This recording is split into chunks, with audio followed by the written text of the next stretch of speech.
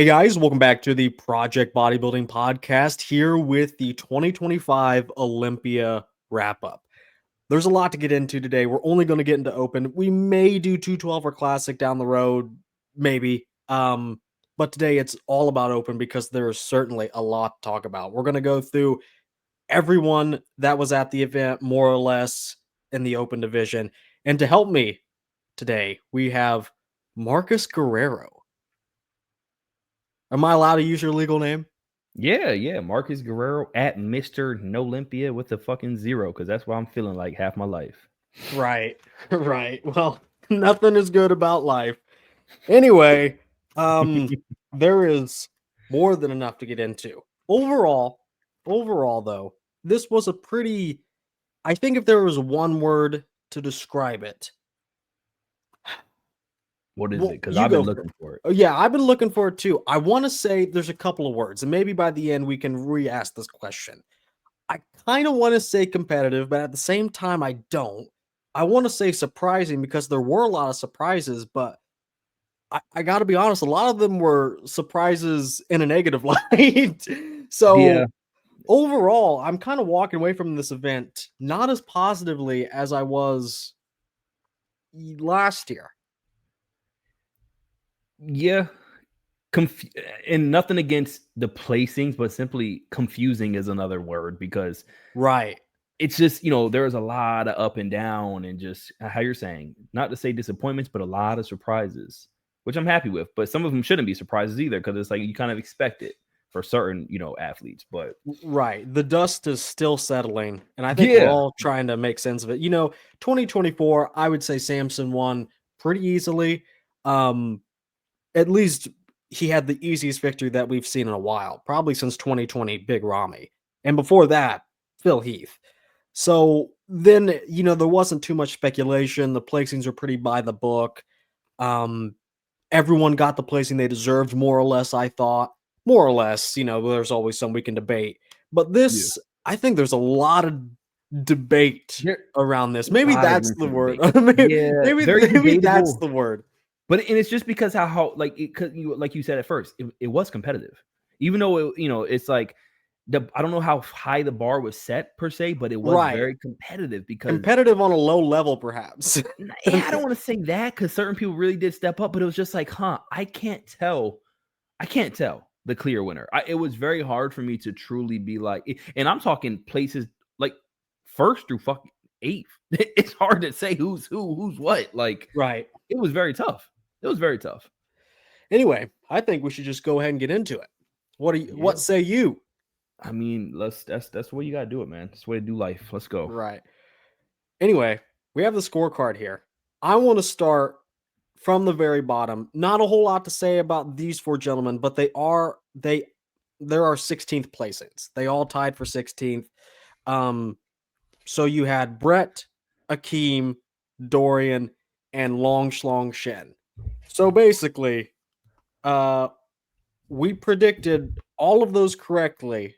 Yep. We got 3 out of 4 except for Akeem. Oh, God. Yeah. I'm so happy that I was, and shout out to Akeem regard, shout out to everybody who showed up nonetheless. But I was, I'm happy I made it very clear that it's a bias. It's a bias for Akeem. And don't get me wrong, these pictures look good. Like they look good. Standalone, they look good, but no, he was not a standout on the stage, sadly. But when I see these, I'm like, well, this would have made me happy. Well, the abs aren't the best, but looking at him, he looks good, but it just sadly wasn't as competitive as I wanted it to be. Right.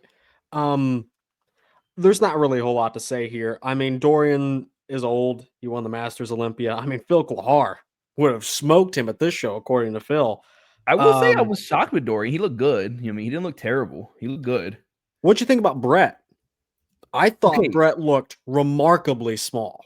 Yeah, remember I was saying that how I'm very curious, and I said this specifically. I'm very curious how Brett will size up against the Urs.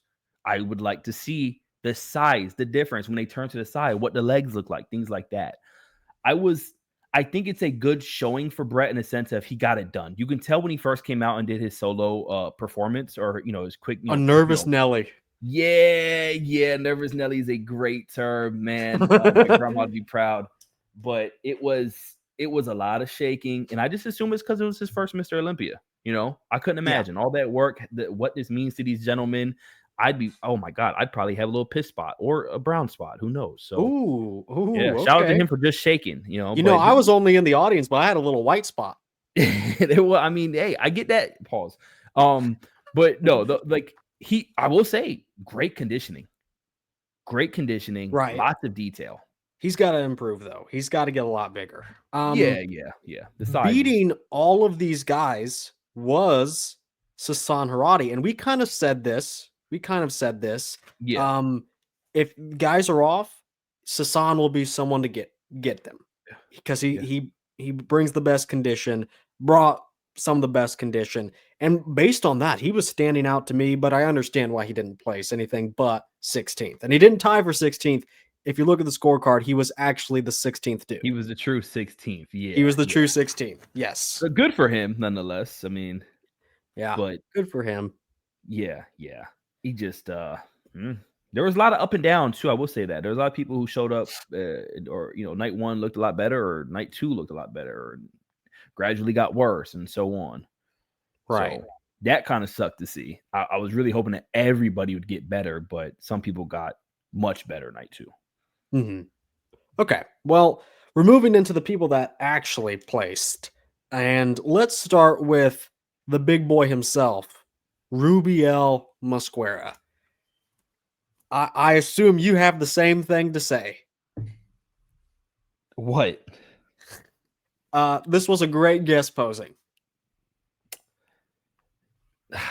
Yeah, I mean it's not quite where you want it to be. Quite. It's not even close. Yeah, I mean, well, I don't want to, like it's we know you. It doesn't help that he didn't he looks so, and I mean this in a good way. He looks so odd on stage. He sticks out. So odd. Yes, he stands out to the point where I don't if your grandma's watching it, she's gonna be like, what incarnation is that? It's gonna be a weird situation, man. Cause it's I don't know how to explain this. This is like the monster from Double Dragon coming in. Homely. He looks crazy. So he's Neckzilla. Yeah, rightfully so. But if anyone expected anything more, they were stupid. And sure enough, anyone that was expecting more was probably disappointed. I don't know why you would expect more, but I mean, what do you think the plan was here? What do you think he was doing the last 8 weeks? I mean, shake. Yeah.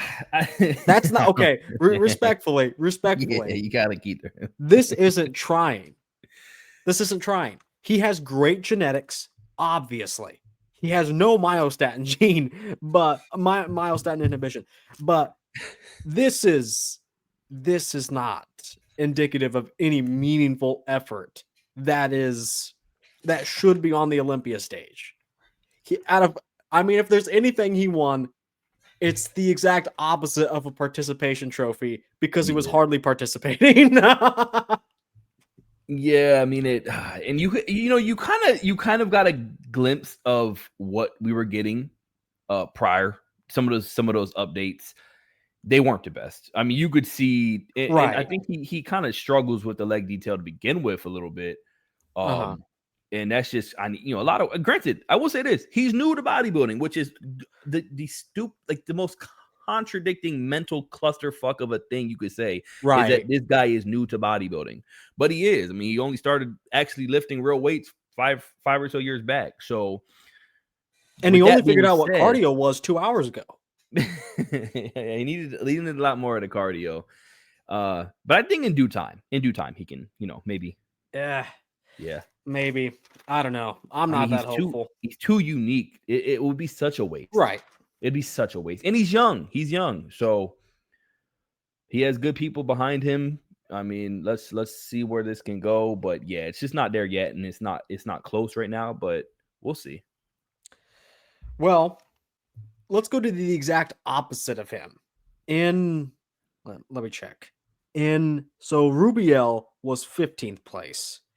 Let's go to Let me make sure I got this right. 13th place. I thought he was actually 12th. I'm glad I checked. 13th place, Urs Kalasinski. Now, who'd he beat? Who was the 14th? Regan. Okay. Which, I mean, Regan was up and down. Regan hasn't changed in 3 years. And before that, he hadn't changed in 5.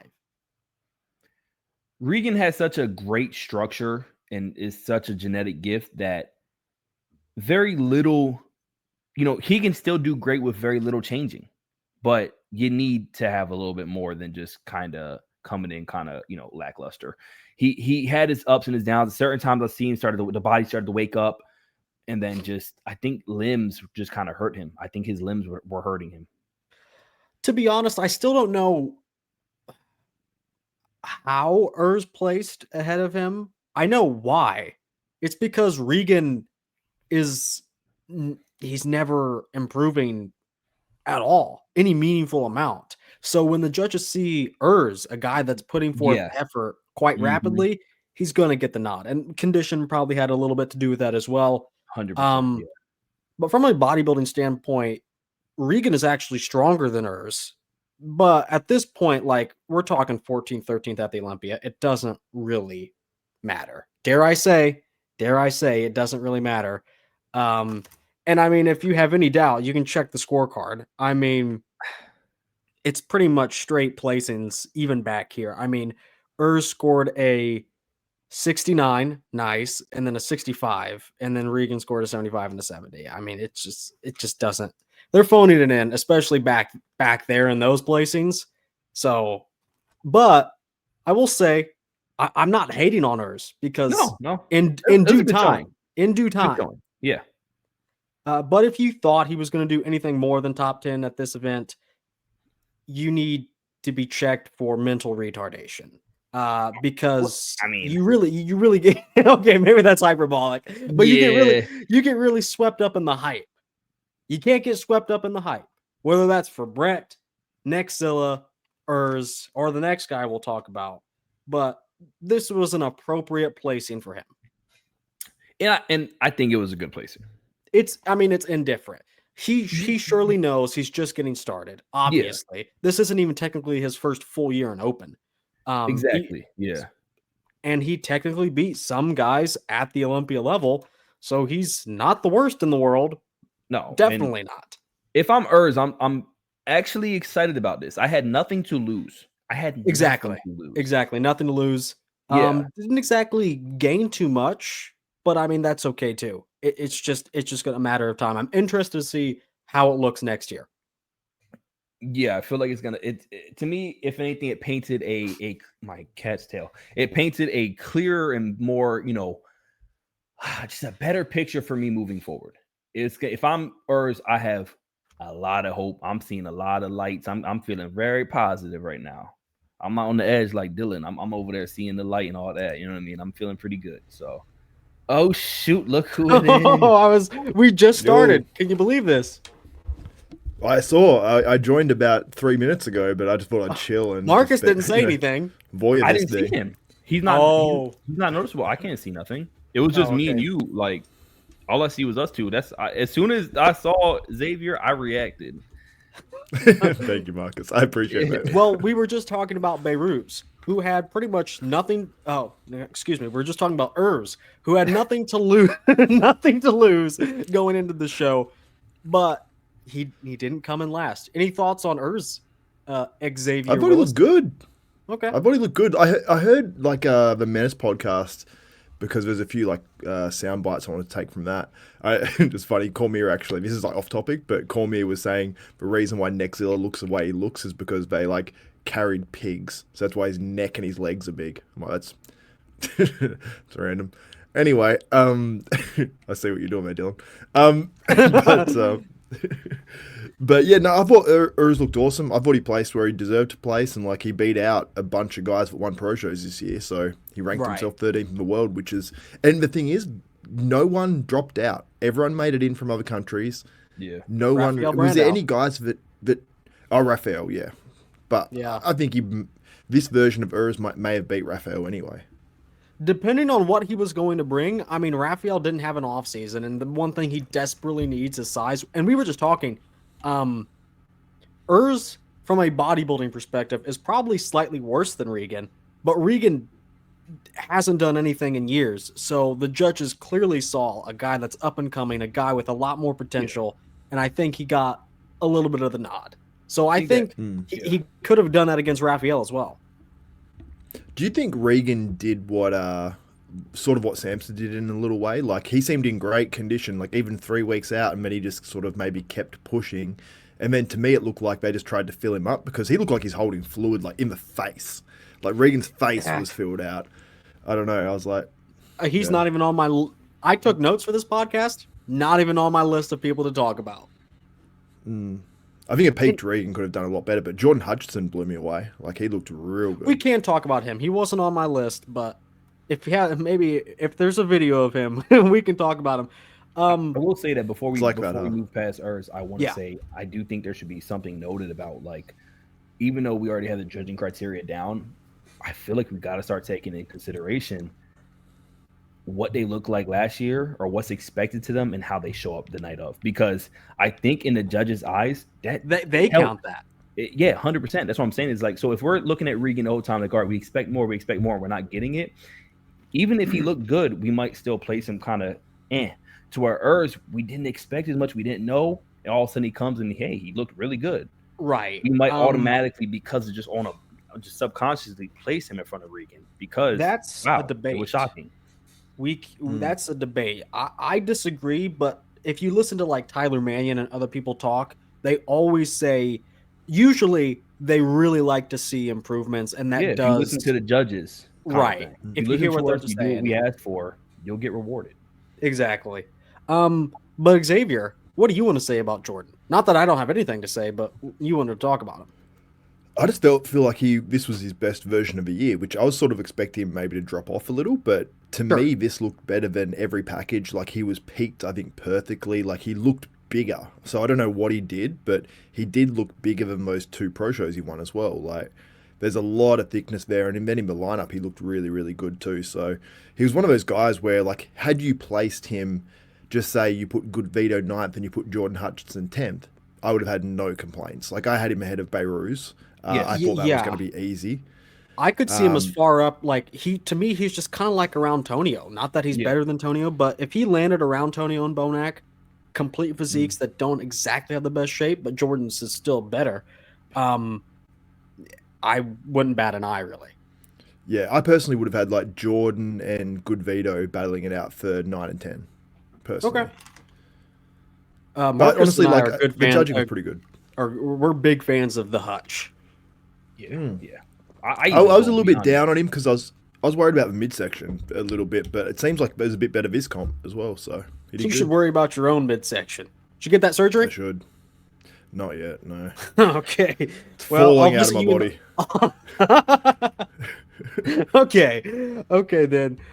Let's talk about, we're rounding out on the guys that did not place top 10. And this one was like the first guy that we have to talk about in a real negative way because he didn't do as well as expected. Neckzilla and Regan, they had low expectations going into the show. We all did of them pretty much. But I don't know, man. I thought Neckzilla was gonna give people trouble in their dreams and stuff. I've heard this. This. Yeah, he's going to hurt people in their dreams. Right. Yeah. Right.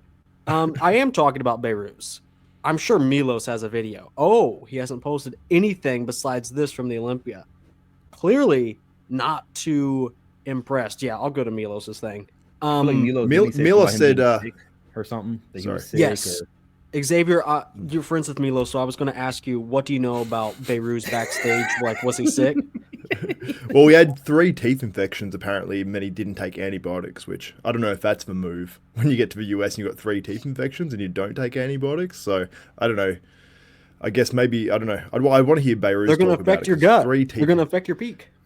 Yeah, 3 teeth infections is wild. So I don't know. But he, I don't know. I was going to say something else about this, but I can't quite remember. I want to say, yeah, Milos was saying backstage it was freezing at the Olympia, like freezing. And he said, what he said was, Behrooz and Hardy were in a blanket, like cuddled together backstage. Or something like that, he said.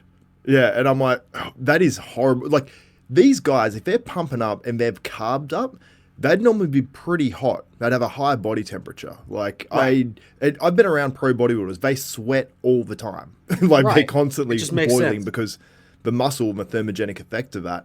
So these guys were freezing backstage. That must have been cold as shit. And it's got to affect the guys' looks. I mean, I think the lineup looked pretty damn good, but for big guys as well, and I know the finals was delayed because we'll get to that. Derek Lunsford. We'll get to that. Was the press conference held in the same place that the prejudging and finals were held? No. Okay, it was in a separate thing. I feel like Dennis complained about how cold it was when he was doing the presser, if I'm not mistaken. So I have to say, I don't know. I'm watching this video. Behrooz was a lot better at finals. He looks it for sure. Does the scorecard resemble that? The scorecard resembles the opposite. Otherwise. The scorecard says otherwise. Well, I will say that, I mean, I feel like Jordan is somebody who really, and as you see during finals, he's beating Behrooz in finals. So I'm going to trust the stream more than anything. Well, yeah, for those that don't know, lowest score wins when we look at the scorecard for the uninitiated. But yeah, Jordan actually edged out Behrooz by 1 point at finals. But here, he looked pretty good. But at prejudging, which maybe Milos has a video, I'd assume so. I mean, you would... Okay, this is the problem. I mean, hype can really... It goes one of two ways, you know. And you know what? Hype, when it's realized, is not as potent when big hype is let down. I mean, this is just the trend I've noticed. And Milos had some crazy things to say about Behrooz. Top 3, he could win his first Olympia. I mean, by the way, supposed to do that though. Okay, but Milos does it to an insane degree. Yeah, to the point where it's going to hurt him. Right. That is a good point. That yes, it could. No one has ever won their Olympia debut, except for one person, and that was Larry Scott, the first Mr. Olympia. And Dave Palumbo said, "I don't think that it was necessarily a big letdown per se, like Behrooz. You know, like I don't know where y'all had him. I had him placing maybe like 7th, right? Like, I think we both did. Like, you know, that was my thought, maybe 6th, 5th at most. Personally, not to be a dick or anything, but and then I can easily see him going as low as 10th. But I think a great place would be like 7th, 6th, to where, he didn't place quite there, but I mean, it was still a good package, especially night 2. It's just not what we expected. But I don't know if it's enough. Like, how do y'all feel? Do you think it's enough to call it like a letdown? Take Milo's words out of it. You know, your expectations were you? Yeah, I do think he could have placed legit higher. I think so. I wouldn't have said top 3, but I mean, I think he could have gotten what I predicted, which was around 7th or 8th. Xavier, I think if he's in condition, he could even be battling with like Martin, but he has to be on. He has to be. I think in this lineup, I think in this lineup he could have beat Nick Walker. To be honest, I think Brandon Curry could have been up as high as 4th.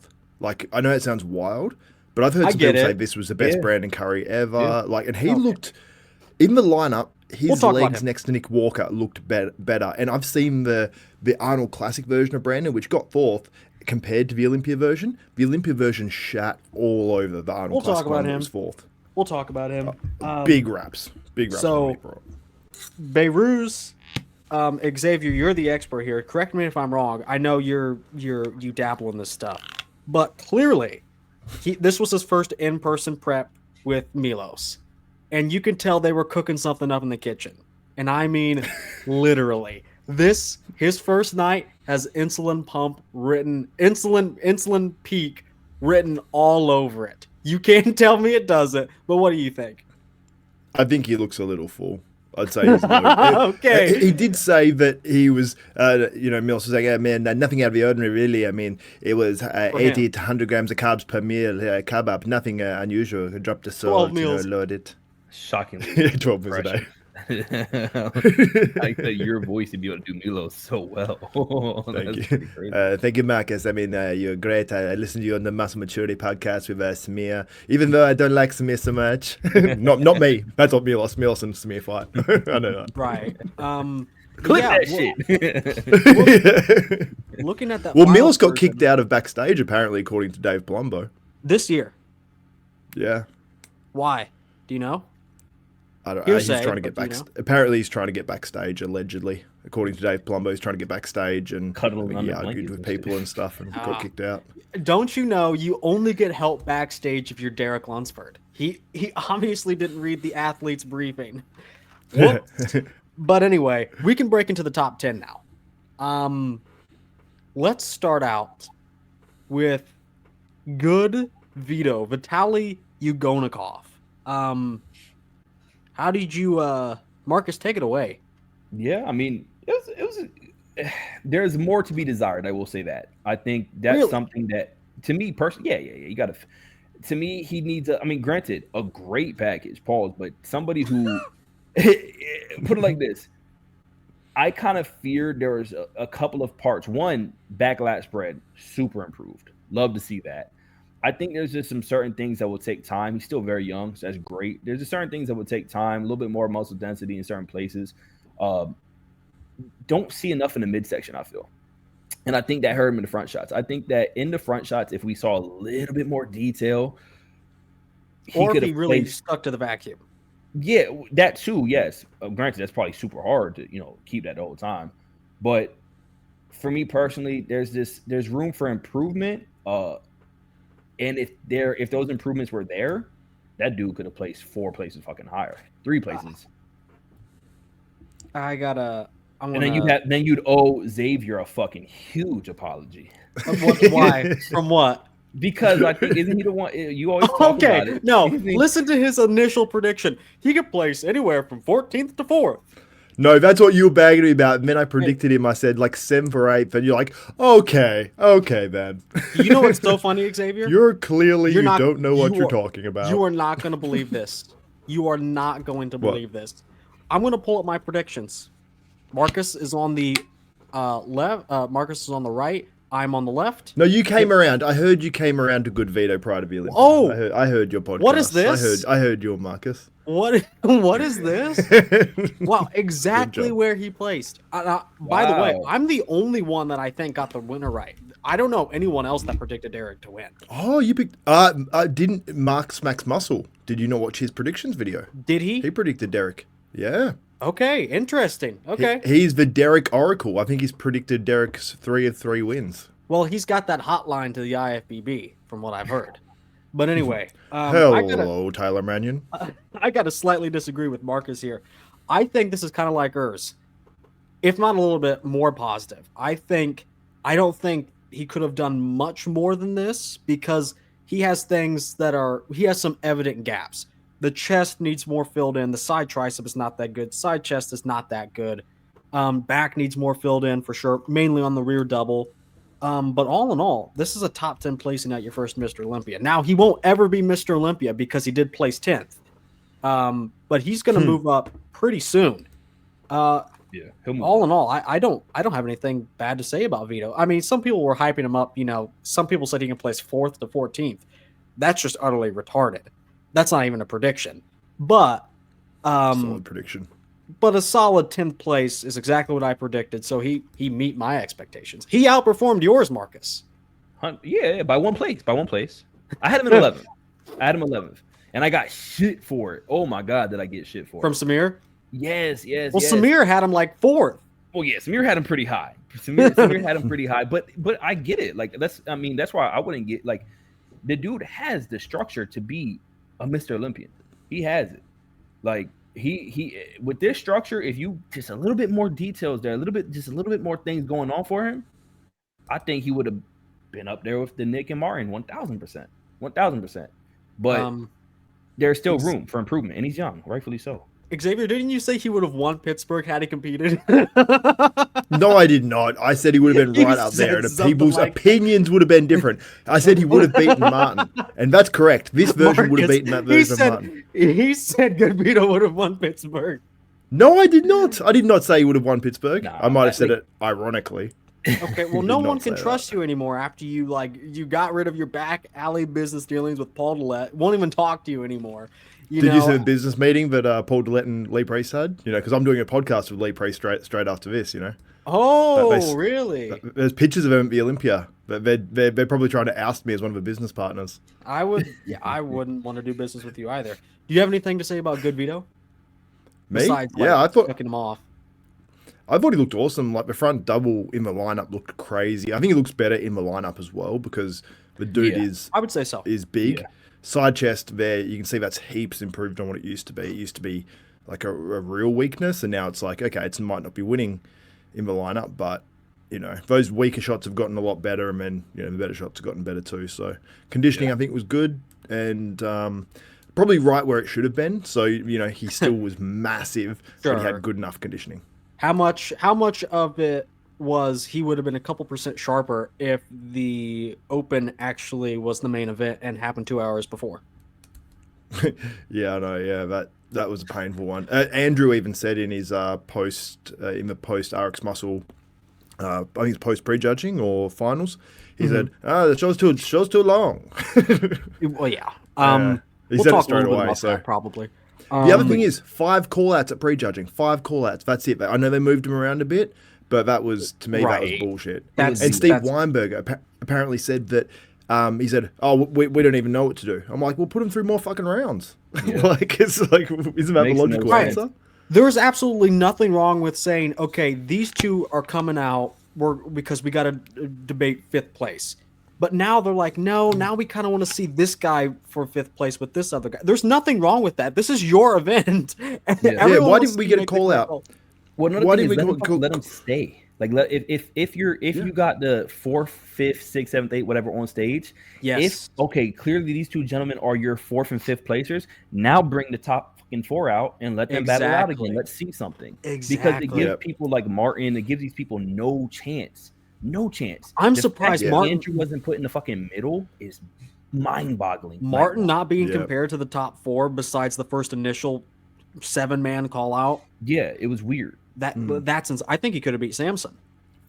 And why don't we get a call out with you know, like just why Nick don't we Martin? get even That would have been awesome. Just Nick Martin, Brandon Curry, something like that, or Nick Martin, Brandon Curry, Tonio Burton, and just switch it up and then go, okay, whoever wins that call out or is like top 2 consensus of the judges, let's push them into that first call out, or let's compare them to who we think's 3rd and 4th. Why not? Exactly. Whoever wins that call out gets pushed up into that top group for that last call out, and we go, okay, shit. 50 girls at the bikini show. Why? But we can't do this with Open. Yeah. I will say they did bring Brandon Curry out. They brought all the current Mr. Olympias out. You know, the Mr. Olympias that are in the lineup. Yeah. Do your favorite pose. Dude. How about this? Brandon Curry looks fucking incredible, and he's dang near placed 3 spots behind these guys, if you really think about it. So let's actually give him a chance to maybe, you know, see how he can fare. But no. Yeah. I just wish it would be more thorough. Pictures. I would feel a lot better about it. Put it on earlier and give them more time on stage for Open. Like a little bit more time on stage. Well, then we'd have to cut one of the 20 women's divisions. Massages. Or just make it 3 days, or put some finals on, or you know, can you put some finals on in the day, you know, in the afternoon or something like that, and go, hey, women's events for 2 hours here. Too. Man, yeah, exactly. Could you? Could you imagine? I had an idea. Go ahead. No, go ahead. No, I had an idea that like make like Friday night finals more of the like you can put like maybe.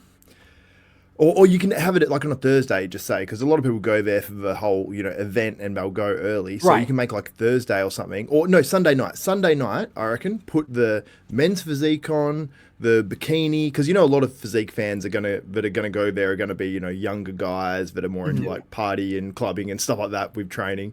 Go there and like have like Shaquille O'Neal DJ it or some shit, you know, because he loves bodybuilding and stuff. He'll probably go and do it for 50 grand. Do something weird where it's like it's actually exciting and there's just weird shit where we can actually be like, okay, we're not that into like just watching like going through all the classes. So if you have a little bit of the bodybuilding and then something super entertaining, or get Shaq to do a pose down with someone, or get a guest poser, or I don't know, do something to spice it up, or have like an Olympia wild card with, you know, DJing and like more like lights and all that sort of stuff. But I don't know. I feel like they could do that and make it 3 nights. My bad. I would say that's a great point, and give your top divisions a night to shine. So the fact that like Classic was kind of overshadowed a little bit with Men's Open, I don't like that. You know what I mean? I felt that too. Yeah, that's such a big moment, and give it its own night. Let that be the main event of night 1 or night 2. You know what I'm saying? Something like that. Granted, I mean we can't shake up the whole whatever for him. But I do have a question about your boy Vito. How do you feel about his most muscular? Because I know I don't like it. Different. It's wrong. I like it. Hey, ask the posing. It's wrong. Ask the posing. Yeah, it is wrong. You should not be able to see his shoulder blades. Correct, Xavier?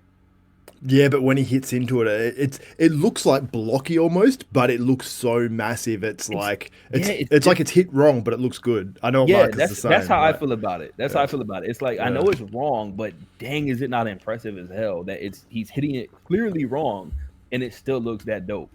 It's so wrong, it's right, you know. Yeah. Side note. Steve Kuklo says very impressive physique. I'd love to see rewarded and judged. I don't know. He's missing the word "it." I don't know if that was intentional. If it was, I would like to know who rewarded and judged is and why they carry that name. But side note, do you think Good Vito and Steve Kuklo on stage? Well, let me rephrase. Steve Kuklo versus Good Vito. This version of Good Vito. Who wins and how close is it? Xavier. I think it's very close. Really? The best version of Kuklo, or yeah, just the whatever, like 2019, 2020, 2021, something around that ballpark. Like when he's against like Ian Valliere sort of and gets second. I think that's sort something of like around or close to his best. So, I mean, would this version of Good Vito beat Ian Valliere 7th place in the Olympia? Because this is I hope not. Place in the Olympia. I hope. I think it's not that. I think Ian wins, but not by like miles. So I think it's super close between him and Kuklo. If Kuklo's getting second to Ian, and I thought Marcus was deserved too. My issue is at this point, I don't want to come across like I'm against anybody, and I feel like the whole backlash of me not having him in the 10th or in the top 10, even though I had him in 11th. I don't want to say anything too bad about Vito at all because I think he was very impressive. I do think that Kuklo can have his number, but I'd have to see them on stage together because Kuklo is a very overpowering physique, but then again, so does Vito. So it's two powerhouses against each other. You guys brought something up, Xavier. You mentioned it, and I have to mention it. Who the fuck is hiring the DJs that do this event? Are you talking about with the press conference as well? Are they like? Oh, that was terrible. Are they children? It's like a Kids Bop producer. I don't know if guys know what Kids Bop is. I think Marcus probably does. He's probably around that time. The Kids Bop that make the songs for kids. Yeah. I do not know this. It's cheesy. It's corny. It's so out of place. Like, I saw someone. Someone was like getting like announced first, and they played some god awful remix, and it was so ill-advised. It didn't fit the mood at all. Yeah, it's pretty bad. Well, there's a lot of songs. There was a couple of good ones and winning, and the fact that they played "All I Do Is Win" like on 4 different occasions, it's a little much. And then they would like put it on repeat. I'm like, yo, all right, come on, dude. One, I hate this song to begin with, but it's literally. Maybe it's just like Dan Solomon's son or something. I don't know. He's like 18. Maybe he like DJ'd his high school prom. Now he does the Olympia. Maybe it's something like that. That's what it sounds like. They got a DJ who came straight from what's some little Jewish names called? A bat mitzvah. That's a Jewish DJ right there. It legit sounds like it sounds like they're DJing a high school girls volleyball game. This is literally the cursed remix playlist that the gym teacher plays when you're playing dodgeball. It's like some Imagine Dragons Fall Out Boy mashup. That's exactly what it is. It's some of the most vile shit I've ever heard. I will say I did like certain I think like the for Earth they played the do-as that shit. That was cool. And then I mean it was expected. But I love the fact that for whenever Andrew came out for his presentation, not for his routine, but his presentation, they played a Nas song. So I like that because Nas is who got turned off on last year's Olympia for Andrew. So I thought that was like, poetry in motion happening. I don't know if it was done on purpose. It probably wasn't, but I thought it was cool that they picked a Nas song for him, and that's I don't know. They're so out of touch. They probably just saw a black guy and went with it. Let's talk about former 2019 Mr. Olympia, Brandon Curry. Now, I don't know, but from what I've heard from you guys, we haven't even got to him yet, but you guys both want to beat him off. So who wants to talk about Brandon first? You go, Marcus. You got it. All right. I mean, well, yeah, this is the thing. You'll hear a lot of people say surprising. I don't think it's that surprising. I don't. I understand. I'm happy to see it. No, I don't. You could chuckle all you want, but I do not think it's super surprising. I expect this from Brandon Curry. Look how he looked at Arnold. Look how the dude still got it, man. Him and Bonek both still got it, and they and prove that they can still hold it down with the new up and coming people that are, the new up and coming competitors. This was an incredible physique. Brought the leg size. This was beautiful. He rejuvenated his physique. At the bare minimum, he rejuvenated his physique. Now, 2024, I mean, a lot of people probably thought Brandon was done off of that. But then he does the 2025 Arnold, has this like crazy conditioned package. His legs are actually separated for once. I actually prefer that version to this. I can understand why people go back and forth though. It's a fuller look, it's a bigger look, and he's pretty conditioned for Brandon standards. But yeah, so it's a very good look. Xavier, what did you think about it? I thought he was awesome personally. Like I'm trying to find it now. He was. No, I'm trying to find it now. There's he was a comparison between last year and this year. He signed my tits. No, he did not sign my tits. I was not. He signed my hernia. Okay, that's really good. But I'm trying to find it now. I'm going through his story. I can't seem to find it. There was one of last year of Brandon, one of earlier this year, and one of the Olympia, and it makes you realize how much bigger his legs were. I'm going to keep looking for it. But yeah, he made remarkable improvements for me. Like, I think he's fuller through the arms as well. I'm actually going to reach out to him and ask. Yeah, go on. I'm going to say something. This was basically just Brandon from 2021, which was a physique that some people had winning that event. But that found it. Yeah.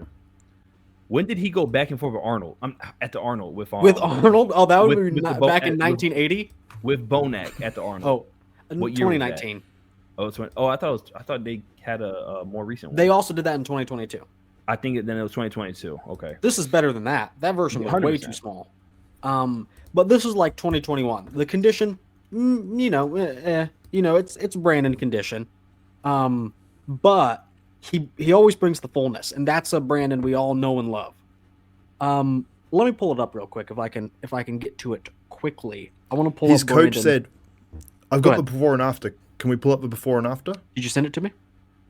No, because you always tell me don't send this to my DMs. Go ahead, send it to me, but I'm going to leak our DMs. No, I'll tell you the name of the page and it should come up at the top. It's Z Hub with 2 B's and it should just come up. I think I know. Yeah, it should be Z. Okay, maybe not. Z. Yeah, HEBB. HRARBB. ZHRAR. Send me the post.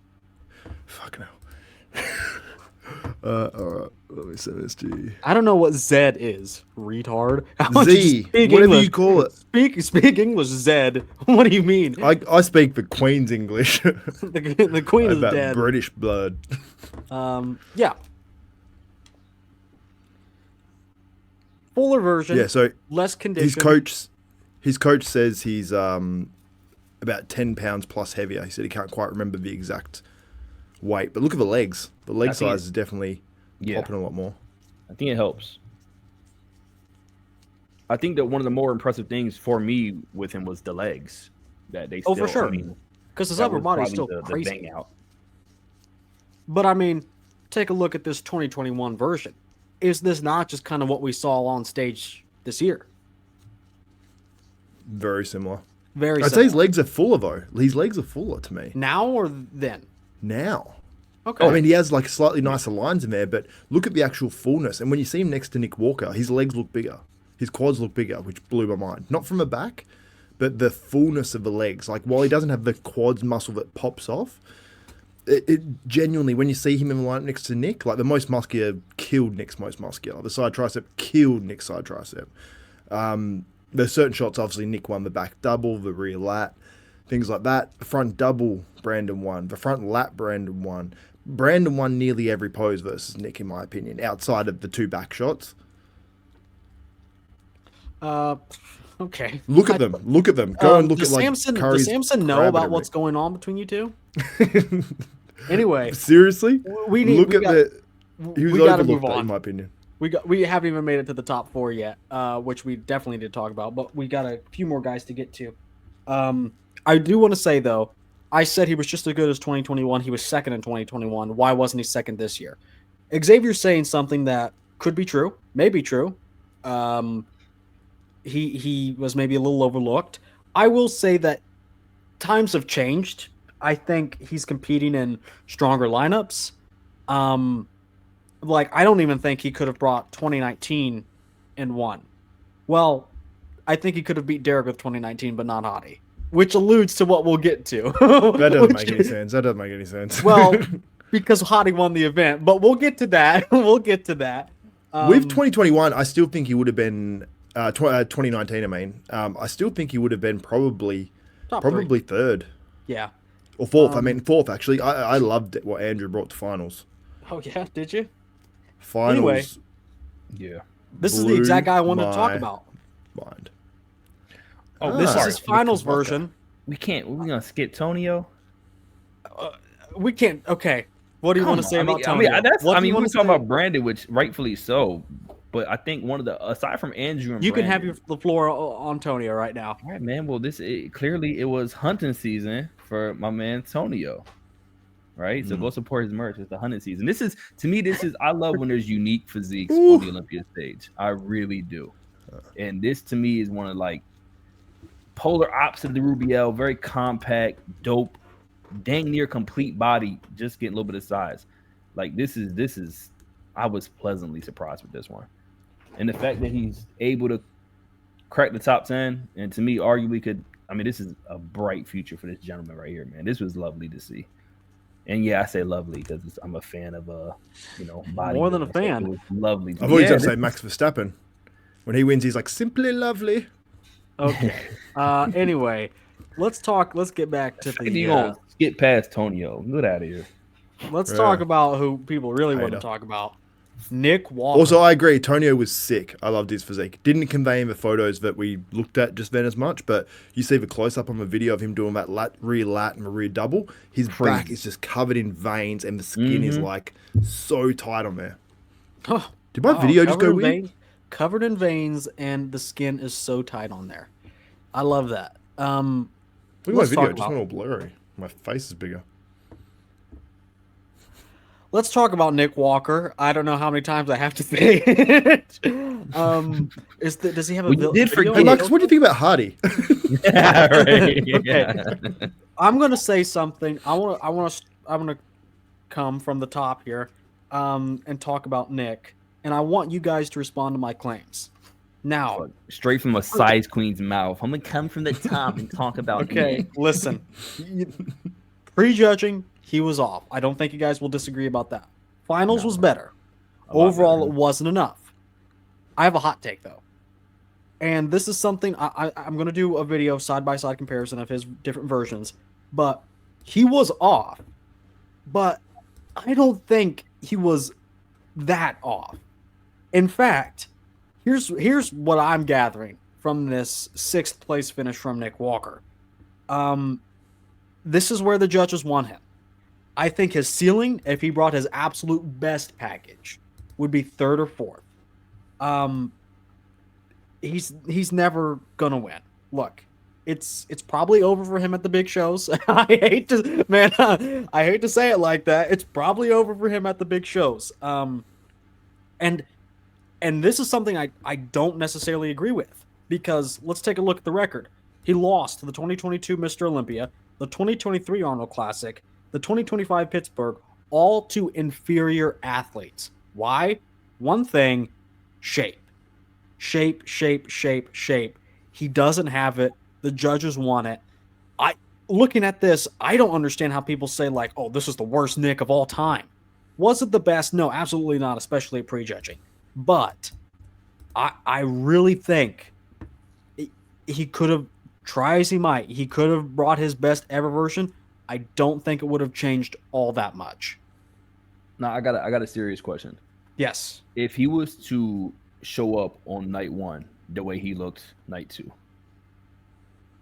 do you think what do you think that could have done? Could it have been a situation where he's actually thrown in the mix, or what? Clearly, from what I'm gathering is they probably weren't going to do that to begin with. Yeah. That's I mean, maybe he would have been thrown into the mix, dude. But I go when I see the fucking hamstrings. At prejudging or finals, or just finals, in general, the come up for his hamstrings. Like I said, for me, I'll go ahead and say I think if he showed up on night 1 the way he showed up on night 2, it would have been maybe a different story. I think that it would have been harder to deny him. I think that because he showed up not as on night 1, it's very easy to be like, okay, he's here, we're going to keep him here. No, I'd like to push back on that, because the judges disagree with you. The judges had him, at least one judge had him in 5th at finals, at prejudging. At finals, straight 6th. They didn't believe in him at all, even with the better version. With that better version, he arguably could have been as high as top 3. Well, because going up against a better Martin is the question at hand, because that would be the difference maker. But I do feel like if you're doing good enough night 1, it's where you'll get thrown into the mix. Granted, they didn't do it for Andrew, so I kind of answered my own question there. Sadly, I don't mean to be a dickhead, but they didn't really put Andrew in the mix correctly either. No, look, here's the point. Here's the thing. Nick Walker should have won the Pittsburgh Pro. Derek was soft, the smallest he's been, and since he first came to the Open. So he was, about 2023 size. And Nick beat him hands down, no debate. And Derek only got bigger at this event. I won't say better, but he only got bigger at this event. Yet, there's no way Nick could have beat that. If he couldn't beat that with his best version in Pittsburgh, there's no way they would have let him win if he brought the best version he ever brought on both nights. It wasn't going to happen. Thirsty? Yeah. my internet dropped out. I was just. Are you talking to me, Ben? Yeah. Okay. I want to hear. I would love to hear Xavier's point on. Did you hear what I just say? What I just said, Xavier? I heard the first bit. Well, so TLDR, Nick wasn't going to win anyway, and he probably wasn't going to very high placing because the judges don't like his physique. I disagree. And the reason being is I know when you look at photos of like Pittsburgh or videos of Pittsburgh and you look at this version, you go, oh, is it really that much difference? But when you look at sort of like, you can see the difference. There's a bit more thickness on that waist, like especially like the transverse abdominis, like the muscles that go up the side. There wasn't like, it seemed like that was set wider to me. Like the whole just midsection is bigger than Pittsburgh. Like apparently he's like 10, 11, 12 pounds up, which just, I think half of that went to his midsection. And then the quads just didn't have the sweep to counteract that thicker overall waist. I agree with these points, by the way. Yeah, and I know it's not that much difference, but when he came out and I was watching the stream, and he came out and I was expecting crazy, and I saw he looked big, I'm like, yep, and he hit his front relaxed, and I'm like, I sort of went silent. I was like, I'm like, I said, and I'm like, Nick looks, but I was just like, Nick looks massive, but, and he feels massive. No, he looks massive, and he just I don't know, you went for white guys. The razor sharpness. no, not like those, like Marcus color. Sorry, Marcus. Okay. That caramel. Yeah, I was about to say the lines through the chest. Yeah, the lines through the chest just weren't like there. Like he doesn't normally have it that much, but it seemed like there was just nothing in terms of striations popping out. And I'm like, it's just the overall impressiveness. Like I saw at Pittsburgh, and as soon as he walked out, I was like, holy shit. And then he came out here, I'm like, there's just something off. Like the conditioning wasn't quite as much. It just didn't quite cut in the muscle bellies as much. Like, and just the waist was slightly wider and maybe the quads were the same size. And I think that just, it's like Derek, like he had the bigger legs at this contest, and you look at him and you go, yeah, he's a lot better. And you sort of sometimes can't put your finger on it, but you just know it when you see it. And it's probably just those minor differences, like a centimeter on each quad, like Hardy as well. Like people were saying at the venue, the right quad, like everyone said it in their wrap-ups that were there. Ian said it, Dave said it, Chris said it. I saw other channels said it, and everyone that was there seemed to notice it. And I noticed video that was on this angle too. It might have even been Milos's.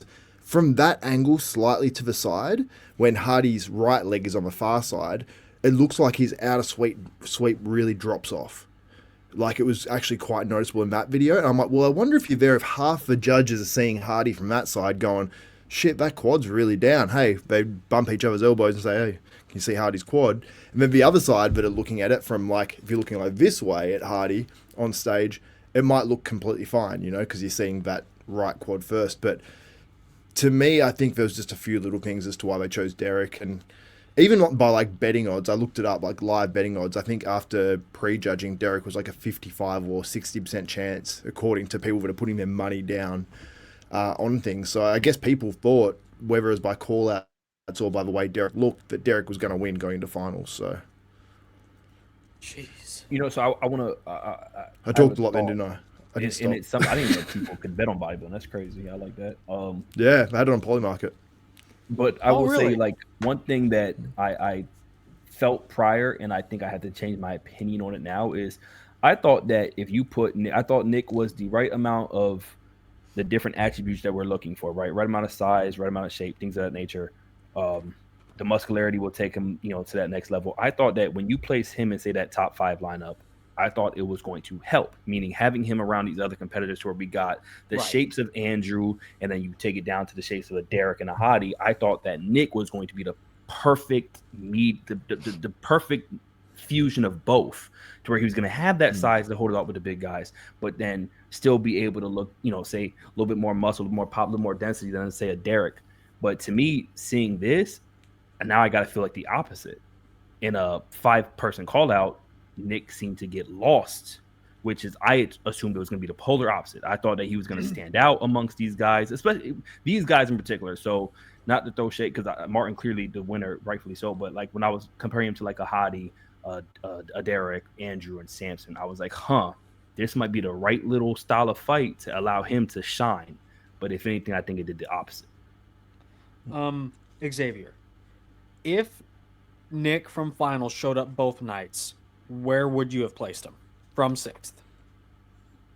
Same spot at best, man, to be honest. Like, because I don't see it beating Martin necessarily. Like, I don't even necessarily see it beating Brandon, because I was like, when I was watching my stream, I'm just watching the show, I'm like, Brandon sort of wins this shot. He wins this one against Nick. He wins this one. And then I'd see a back double. I'm like, I get it. You know, like he wipes that shot. He wipes the rear lat spread. So I'm like, they're big wins. But yeah, I don't know. I still would have had a similar spot, but I don't hate him placing 6th at finals, but I maybe don't agree with him placing 6th at prejudging. But I get it because he's so big as well. So I don't have like any major problems with the judging or anything, you know. If he brought his Pittsburgh Pro version both nights, where would he have placed, in your eyes? Probably 4th. Marcus, same question. Pittsburgh Pro, both nights.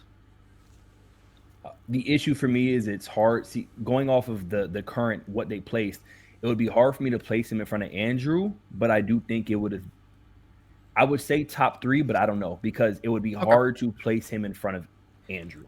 And it's just because how good Andrew looked. This is just kind of my point. The best version of Nick, it can't do shit against guys that are decently on and have better shape. And this is what the judges have said, and they have spoken. And I hate to rain on Nick Walker's parade because I'm partially in it. I'd like to see him win, especially over someone like who did win the show, technically on paper, but it's just not there at these bigger shows. Again, he's lost to inferior physiques time in and time out because of shape. He doesn't have the small waist, and yeah, he was a little bit off.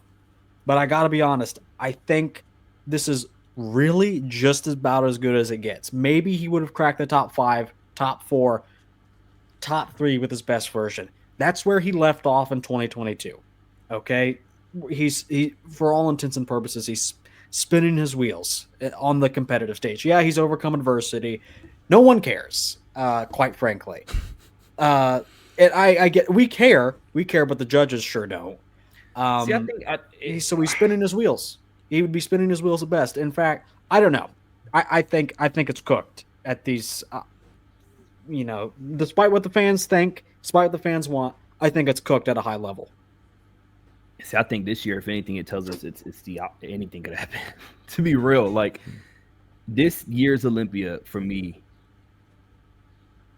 the sky's the limit for damn near all 5, 6 top guys. Fuck, Brandon could fuck around and come back and be 4th place for all I care. You know what I mean? To be real, yeah. Like not saying this year per se, but I'm saying like that's the type of window I see opening for a lot of these guys, the people who are the first call out top 6 area, because nobody handedly won. Now, granted, night 1, I think Derek. I felt like Derek it was his show to win, but to me, if anything, it'd give me hope. Because I do think that Nick's current best package was the Pittsburgh Pro. And if you put this in this lineup, it could beat out Andrew Jack. It could. I'm going to be honest. The Pittsburgh Pro version beats whatever the hell won the show ultimately. But the judges would never go for that. How do I know? Because they didn't go for it in Pittsburgh when Derek brought his weakest version since 2023. And that's just it. The best Nick Walker couldn't beat the worst version of Derek in the judges' eyes, even though he definitely did. And since Derek was better than Pittsburgh, even if Nick brought his best version, replicated his version from Pittsburgh, it wasn't going to happen. But we got to move on. We're going to talk about, I don't really have a whole lot to say. I know he's my father. But, I mean, he's pretty much the same as last year, both placings and physique-wise. He's 5th this year, but it's, he proved that he can come in on, and when he does come in on, he's a very competitive bodybuilder. But I still want to see some improvements. With that said, that's all I have to say. You guys can talk about my father. I kind of like it when you guys talk about him in front of me. So, Xavier? It's a kink, huh? Right. Yeah, but I think Martin, like when you see the photo comparisons, it's very similar last year to this year. I think last year he maybe had that slightly smaller waist. You can see he has more thickness in the arms this year and a bit more maturity. Like when he was hitting the front lat, you notice his arms were a little bit bigger on that one. I think the triceps, when he locked them out, they had some like sort of more gnarly striations. But I was surprised that I thought Martin, he's always one of those guys that can come in better at finals. I think he was probably maybe slightly better at prejudging, I would say. And when you look at like, that footage compared to iPhone footage, he's always going to look harder in that iPhone sort of footage. So, yeah, I think it was a comparable package. I don't know which package would have done better on stage. Maybe this one slightly compared to last year, but very similar, just slightly different strengths, I think. I think last year, I would have had him in 4th, by the way. You would have had him in 4th? Yeah, I would have had no problem with that. But then at the same time, I feel like he, Brandon Curry, Nick Walker, and probably Samson were all pretty close. Well, you'll defend anything Samson shits out, so... But you look at his waist there. You look at his waist on that front double back there, it actually looks smaller, but on the front lat, it looks a little bigger. So it's weird. I think it's just because he can't learn to pose it to save his life. That one, he's flexing his abs more than last year. He should be hitting it like the 2024 version. I think that's the only problem. And stop flexing because he's crunching. The shoulders are rotated forward. He's not, and it's a mobility thing. He's rolled forward instead of propped up. Yeah. Marcus, the legs are definitely thicker. Through these. This is what I wanted to. Yeah, I mean, honestly, at this point, he's literally going shot for shot. Like you can, there's ones from 2024 that are better, there's ones from 2025 that are better.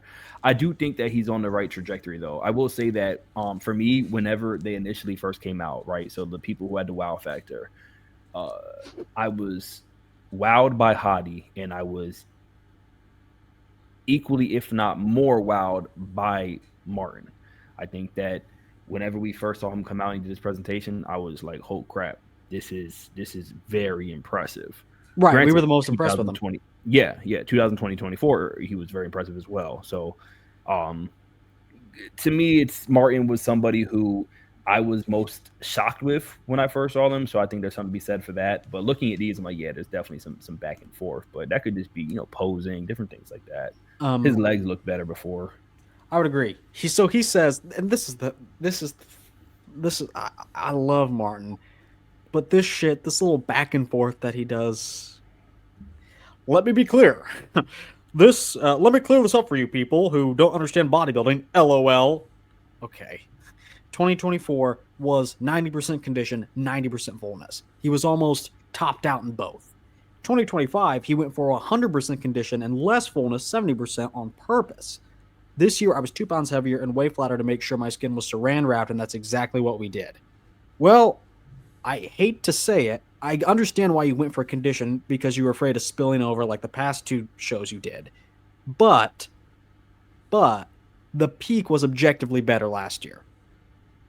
90 plus 90 I would say, is I'd say 180. the peak last year was like is 180. 100 plus 70 is 170.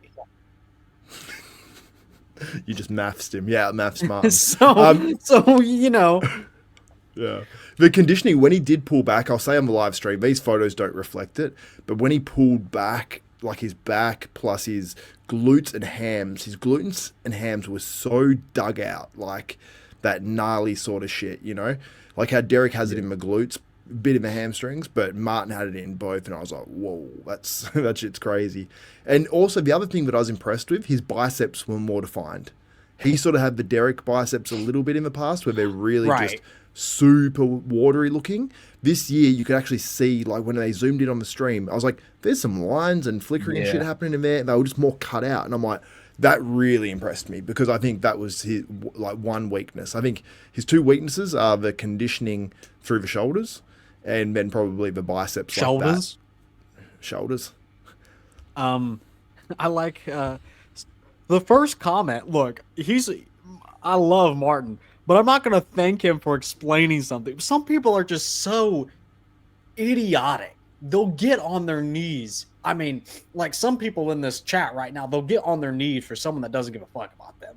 Like, thank you, LOL. People don't get it. This year seemed like everyone was trying to be their most peeled versions of themselves because they were previously told they weren't hard enough. Why are you thinking? You were Travis YFWB online fit coach. You weren't at the Olympia.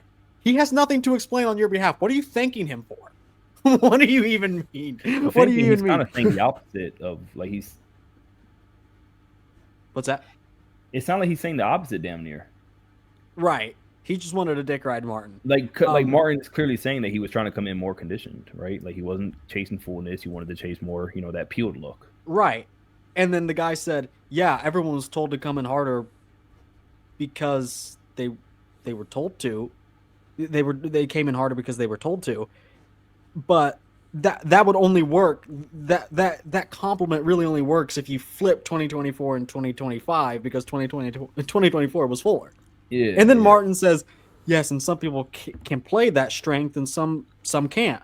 I look better flat and peeled than full. Pits, I was full, and it blurs my detail. My skin is still a bit young, so a little flatter makes the skin so much tighter. That's exactly how I like my women. Besides dead. But anyway. Hey, fellas, I gotta go. I got a podcast with Lee Priest right now. Oh, and he's waiting for me. I apologize. Yeah, zip it up when you're done, little bro. Zip it up. All right, see you, Marcus. All right, see you, fellas. Bye, Dillian. See ya. Anyway.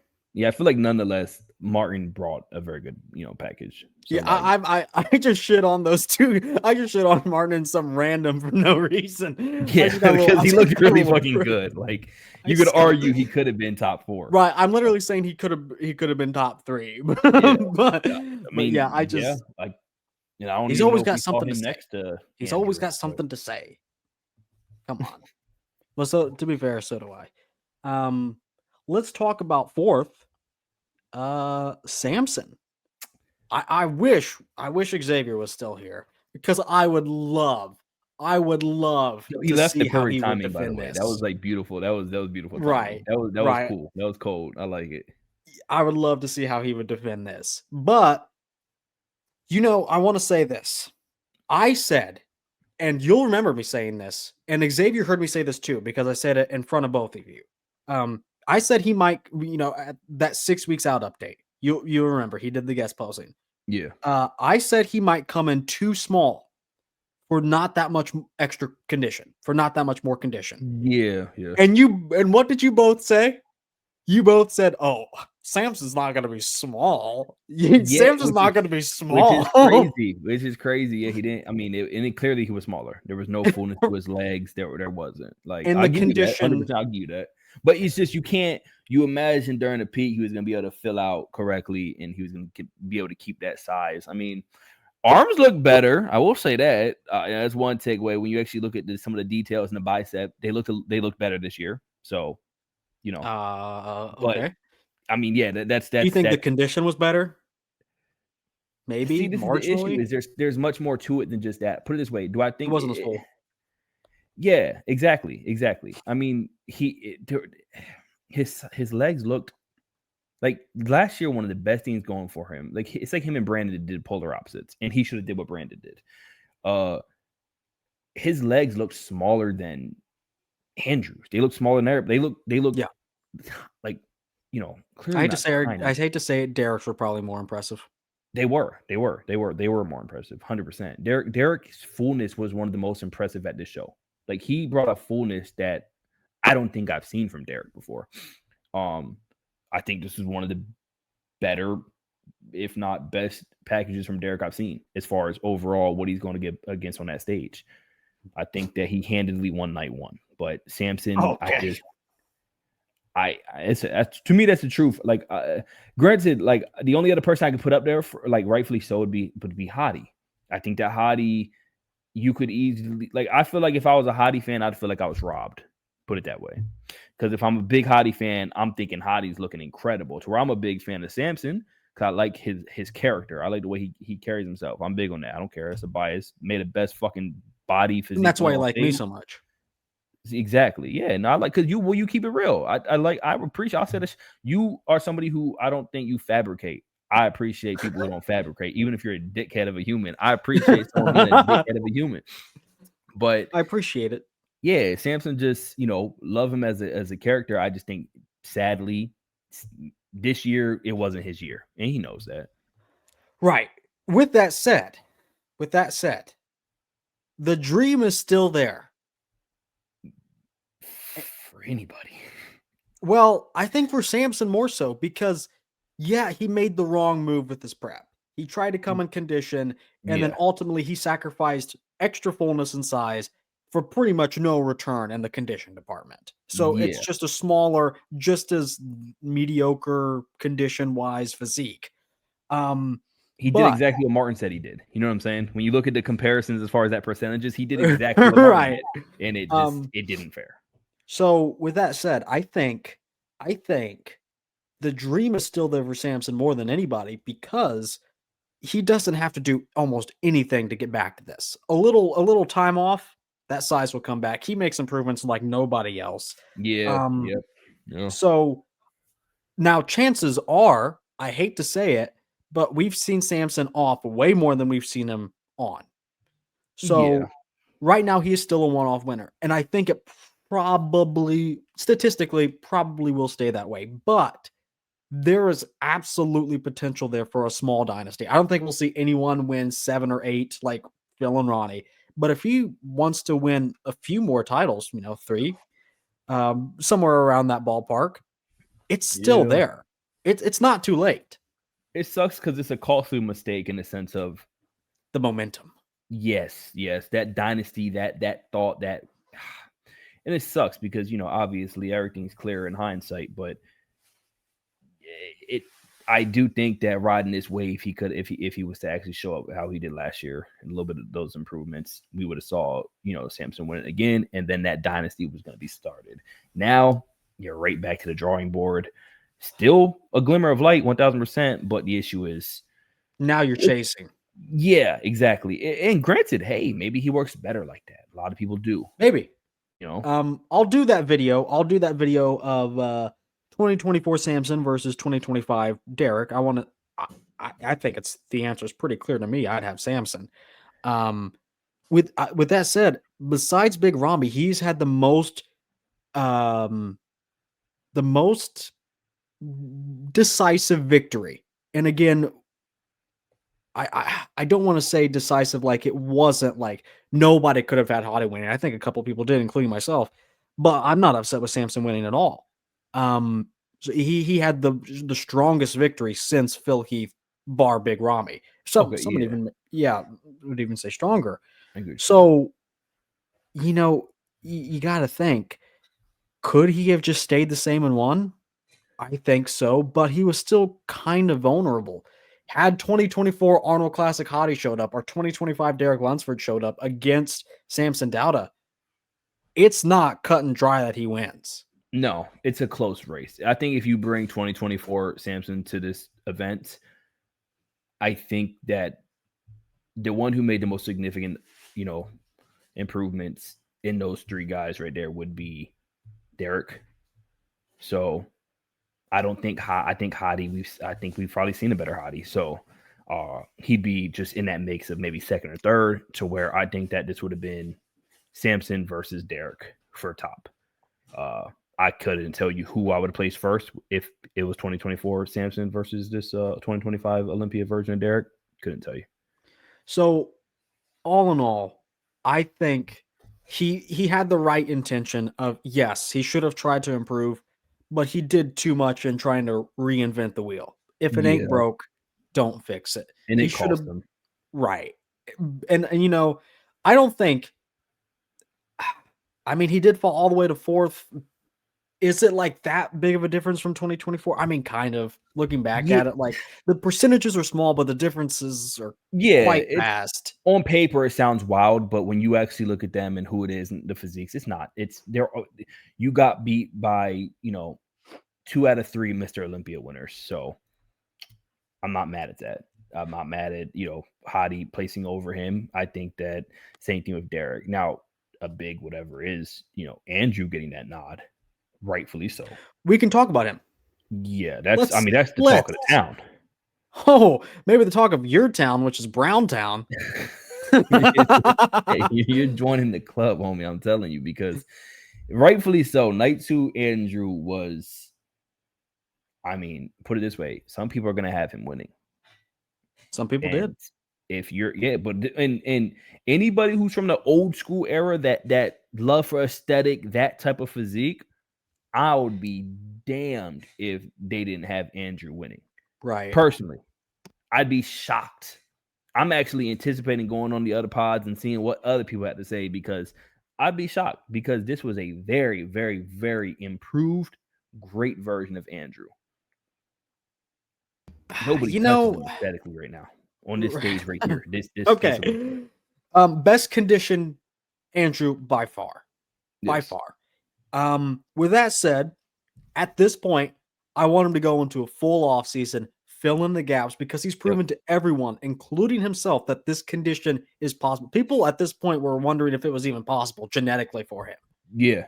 But now it is. We know it is. And Arnold. This condition could win the Olympia with proper improvements. He doesn't need to be the most conditioned. He doesn't need to be. Because he has a physique that is the best physique out. I didn't think, I wasn't jiving with the whole Andrew could win argument until I saw this picture. And then I'm like, okay, I see it. And then he improved. Yeah, and that's what I'm saying is when you see some of these comparisons, do yourself a service, and not you probably did this clearly, but go compare the pictures on NPC. Go do that. Go sit there and put the Andrew Jack that was on stage next to Hadi, Sansa, Derek, and see where you place him. Looking at the pictures, like Grant, I understand in person it's a different scenario. Okay, cool, but just go look at the pictures as well, because that tells a tale, and just see how you feel he fares against these people. Even with the hamstrings not being as crazy as some of the other gentlemen, genetically not there, But shot for shot overall, and when you talk about a 10-8 round, let's give it a clear fucking 10-8 when it comes to these front shots. It's a 10-8 for anybody else. Right. Anybody and we were who talking says about otherwise this. is crazy. We were talking about this off camera. Everyone says, people like me that don't like Derek will say, well, his front is shit. Okay. Or it's at least not that good. And then the Derek defenders will say, well, the back is really great. Well, isn't Andrew just the opposite? And then how is the back worth more? You know, Andrew, and you said Andrew's front is the most dominant area across the entire Olympia lineup. Yeah, Which the only person who could touch him is like Samson when he's on. Yes, on Samson. Hadi has the ability to look good next to him, but it's just still such an overpowering front shots from Andrew. I want to pat myself on the back. You'll see I did this little video. Derek Lunsford 2025 Arnold Classic Physique versus Andrew Jack best versions. And all I did was make the case that if Andrew put together his best versions as is, he would push Derek. And a lot of people would say, yeah. A lot of people said, yeah, I get it. But like, will we see that? And you know, I didn't get a lot of calls right, but like I got a specific number of calls, like absolutely correct. I predicted Derek. Good Vito in 10th for some reason. And then I kind of saw the writing on the wall for Andrew. I mean, it's always been there. You got Tonio in there too. You got Tonio close to the right. I think I had him and Bonak flipped. I would have got. Yeah. I will say that's the one thing that gets me so happy is my bet with Samir was all about who's going to place higher, Vito or Bonak. And Bonak placed higher than him by 1. And I don't want him to go try to flip it because I said, look, the bet is Bonak's going to beat Vito. That's the bet. And you bet on Bonak. You bet Bonak was going to beat. Yes. I thought Bonak was going to place. You should have took your boy Tonio. That would have been a crazier one. I mean, shout out to John actually had him in his top. I didn't, which is crazy blasphemy to me. But I just didn't know if he was going to make it in the top. Like I didn't know if he was going to be able to beat good Vito. If I'm being honest, like I didn't know. I wasn't sure. But hey, I'm very happy he did. You know, Marcus, I'm looking at this top 2 right here. I got to be honest. You can draw a line right down the middle. These two should be off in their own call out. This is your real top 2.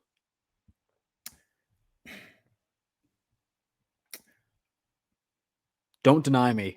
No, it's hard. I know. I understand why you're saying that. It's just, yeah. One thing I really wish is that on night 1, they put Andrew in the middle. He's the only one that wasn't in the middle. It doesn't make any sense, especially when the judges had him clearly third place, beating Samson, who was in the middle. Yes.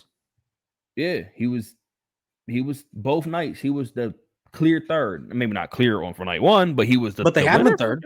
Yeah, he's third. So why not put him in that mix? I don't get that. I don't understand that. I don't like that at all. I think even the commentators feeling them were oh, come on, get the Batman line going. Do something because he should have been in the middle on night 1.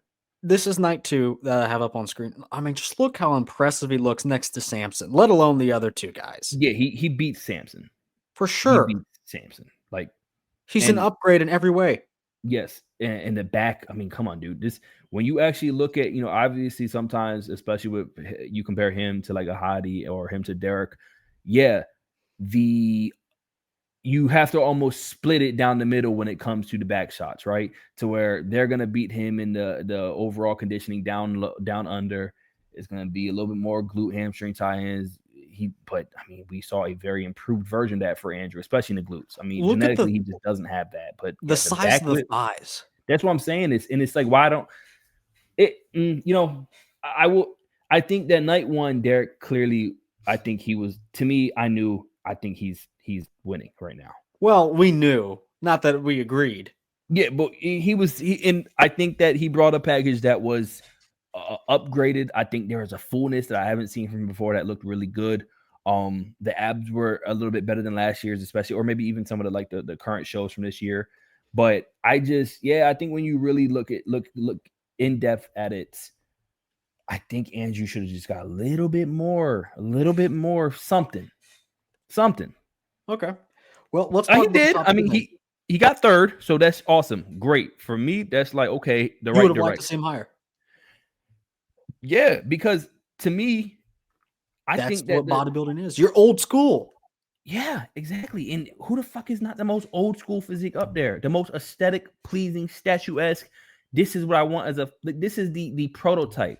To me personally, look at the calves.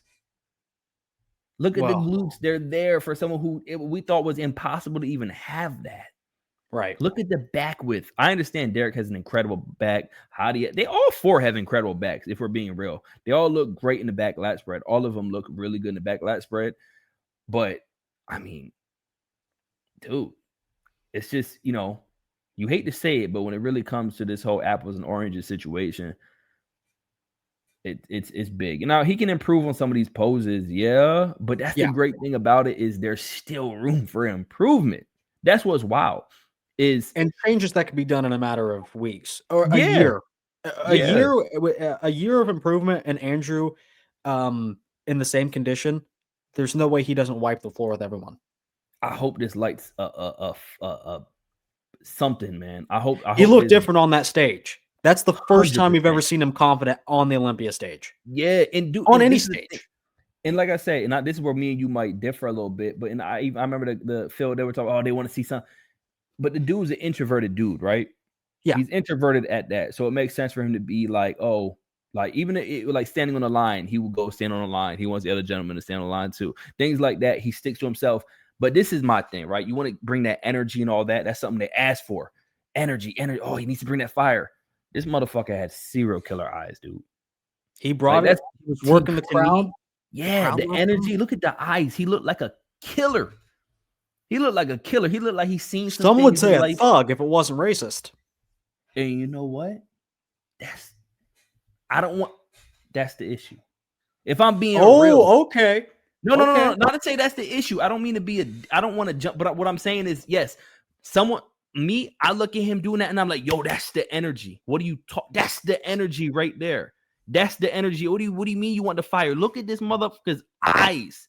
Tell me that's not energy times 3. He looks like he's mopping up everybody on that stage with a look. But, we want more energy. He brought more energy. He was the most energetic on that stage. Yeah. Like, so when I see that, I'm just like, yo, that's crazy and I get it. People walk different paths and we look at things differently, and that's fine. Right. Bodybuilding, you being on the streets of Baltimore, contest, you know what I mean? You know, you've seen things. My whole point is when you look at how this dude looked, it's like, man, like it gets me happy because I think that stay true to you, be yourself, and the real will recognize that. And that's all that to me. I think that I'm also shocked he didn't win People's Champ. What the fuck is that? Like, granted, I think everybody got to vote, so that's there's probably. I mean, Hadi got a whole country, but he's. But not is it just limited to in-person voting? No, it's on a website. No, it wasn't this time. This time it was everybody on the screen got the thing. Yeah, well, if it's on a website, Olympia.com. Yeah, like password chance. You'll have that. Yeah. Yeah, okay. But yeah, I mean, granted, rightfully so, Hadi looked great. I ain't trying to take nothing from Hadi, but I don't know. I hear so many conflicting things about Andrew, and it's kind of annoying. Personally, it's annoying. Because it's like when I see him on that stage, when I see him doing certain things, when I see him kind of like with the silent killer, when I see him like he's demanding, his presence is so demanding there that he doesn't have to sit there and do and all this little pump up stuff, and like it's a demanding demeanor. Like who? Like anybody on that stage doing that. I'm just saying, like you don't have to do the like. It's just crazy to me because you'll see so many people say that, oh, you don't have to do that. You don't have to rally him up. He's not doing that. He's not doing all the rally him up and let's go and hoop, there it is. And he was all that. Feeding off it. Yeah. Like, and it was with the physical. It was with, you can see, it's just like, to me, it's like, I don't know. And I could stand on that mountain and that island alone. I get it. Because I'm being like, maybe it's a bias for me in the sense of like, no, like the dude, that death stare he was giving. It was hot. I ain't going to call it hot, but it was, it was smoldering. Oh, okay. The dude was smizing with harsh intent. Like, hello, he's pumping up there. But well, that's the routine. He's just walking yeah, out. That's the old Ronnie Coleman move. Yeah. Anyway, we gotta move on because we have a lot to talk about. We have a lot to talk about. We're gonna talk about them together.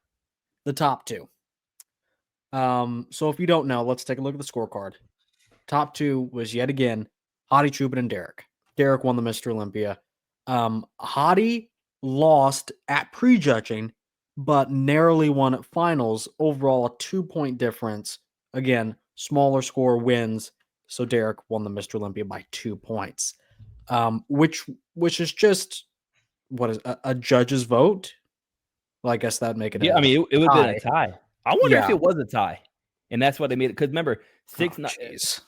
I'm not being. What do you mean? Like they made them come back out. Know, that's so. Made them, I'm breaking into my main point.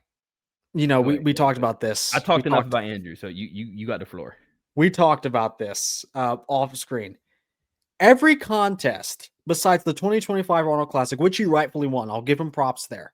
No one bitched about the 2025 Arnold Classic. Why? Because he rightfully won. Bodybuilders and bodybuilding fans alike saw what was on the screen in front of us, what was on the stage, and we unanimously agreed Derek won the 2025 Arnold Classic.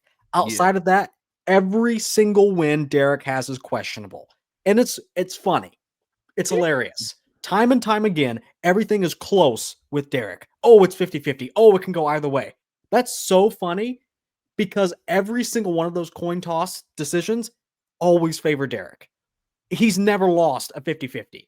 Never in his life. And it's almost like they make it artificially close. They purport this narrative that, oh, it's close. It can go either way. So when they do give it to Derek ultimately, it doesn't seem that bad, but I see right through it. And I think a lot of people see right through it. And that's just what it is.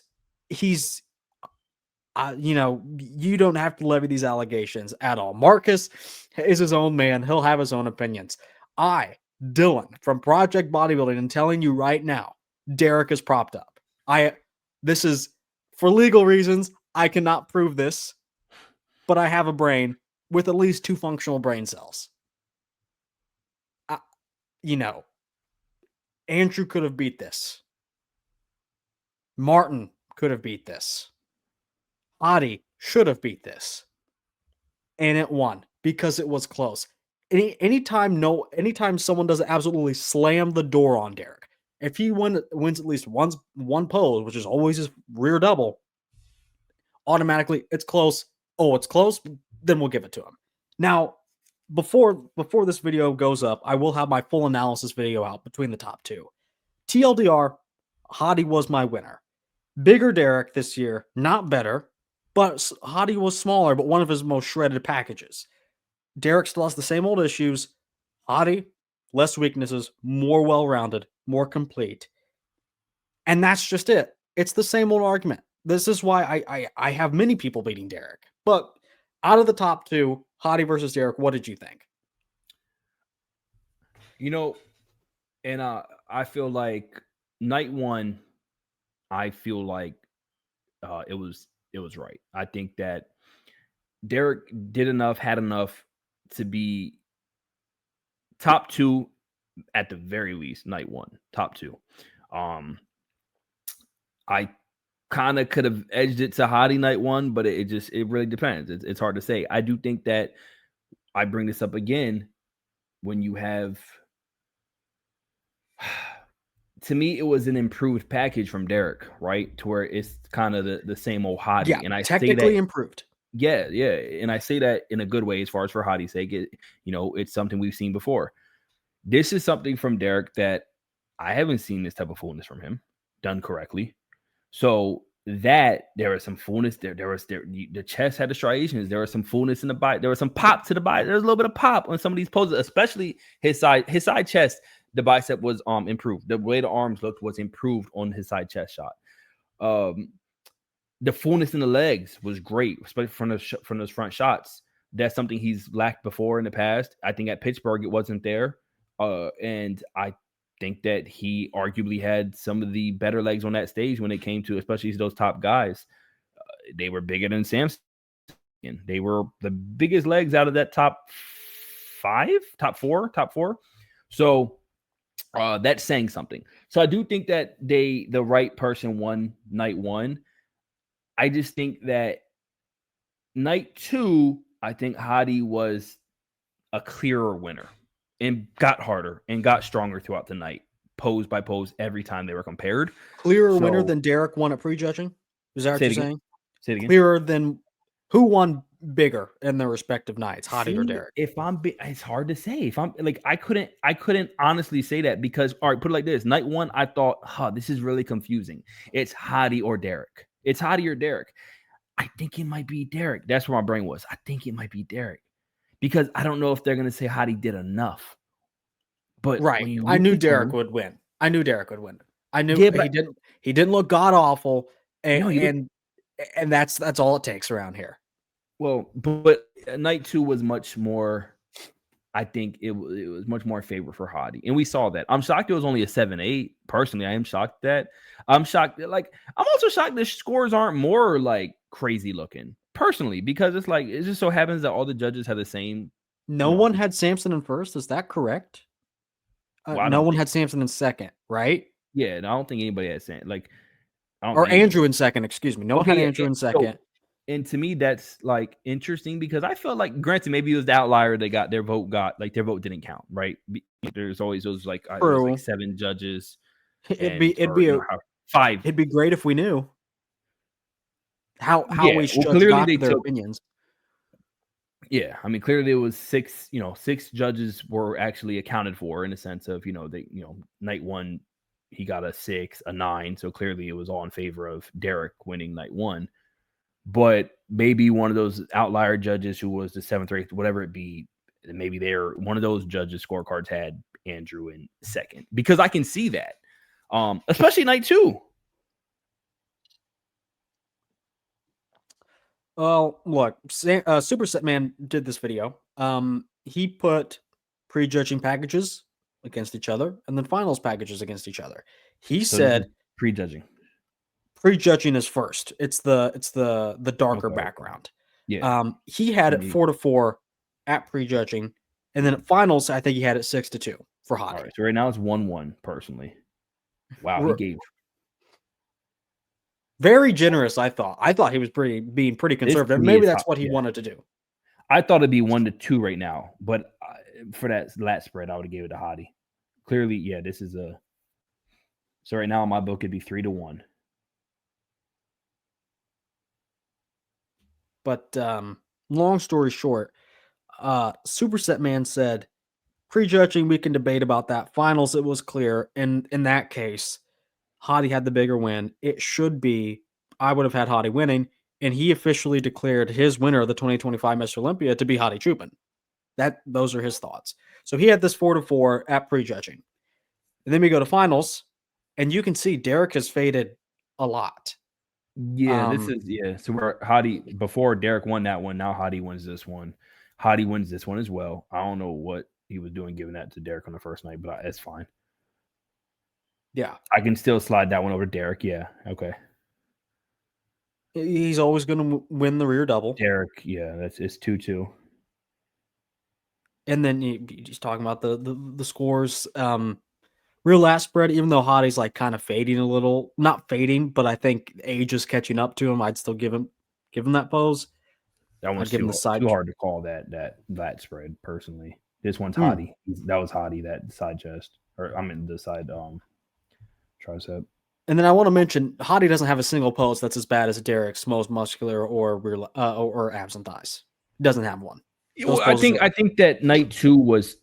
That's kind of what I'm getting at. Is I'm shocked that at the very least it wasn't the tie of 6-9 scoring for night two in favor of Hadi. I want to talk about a little controversy that's going on. Not the results, but Marcus, you don't know what I'm about to reference. We talked about this. You hadn't seen Ivan Bodybuilding's video, and I'm going to reference that. Watch the full video. I highly encourage you to watch the full video, at least this full segment I'm about to show. Very interesting. But I will play a clip from the video. But Marcus hasn't seen this video yet. But word on the street is exactly what Marcus knows. And Marcus, what happened at finals in regards to Derek? in regards to it being late? What do you know? I saw the wrap up with Dave Palumbo and Chris Aceto, and shout out to Chris Aceto for not talking on somebody else's business. I will say that I respect that. He didn't want to talk about it, and hopefully he would have done the same thing, even if it wasn't his athlete. So shout out to him for that. But pretty much that there was something going on, and he made it very clear, I don't want to talk about it. It's not my place to talk about it. Now, to go into further detail, I think Dave Palumbo clearly kind of stated that it was not a physical issue per se. He was going through it kind of thing. Right. And this delayed finals. Now, at any event, if you are the reigning champ, you are the last to pose. You're the last to pose. But Derek was the last one to pose. Why? Because he was throwing a bitch fit backstage. And the judges, the showrunners gave him a little bit of a reprieve, and they even allowed him to go last to collect himself. And I'm going to play a little bit of that interaction that Marcus is talking about. Now, why? Okay. Was this? Why did this happen? Well, we don't have anything concrete. Nobody really went out and made a statement. Derek posted a lot of stuff, of course. He is the Mr. Olympia. This guy is your Mr. Olympia right here. Whether you love his physique or his personality, doesn't matter. This is the representation of whole bodybuilding. I mean, he deserved it. The guy looked the best on that stage. I have no doubts about that. But there was something wrong with him behind the stage.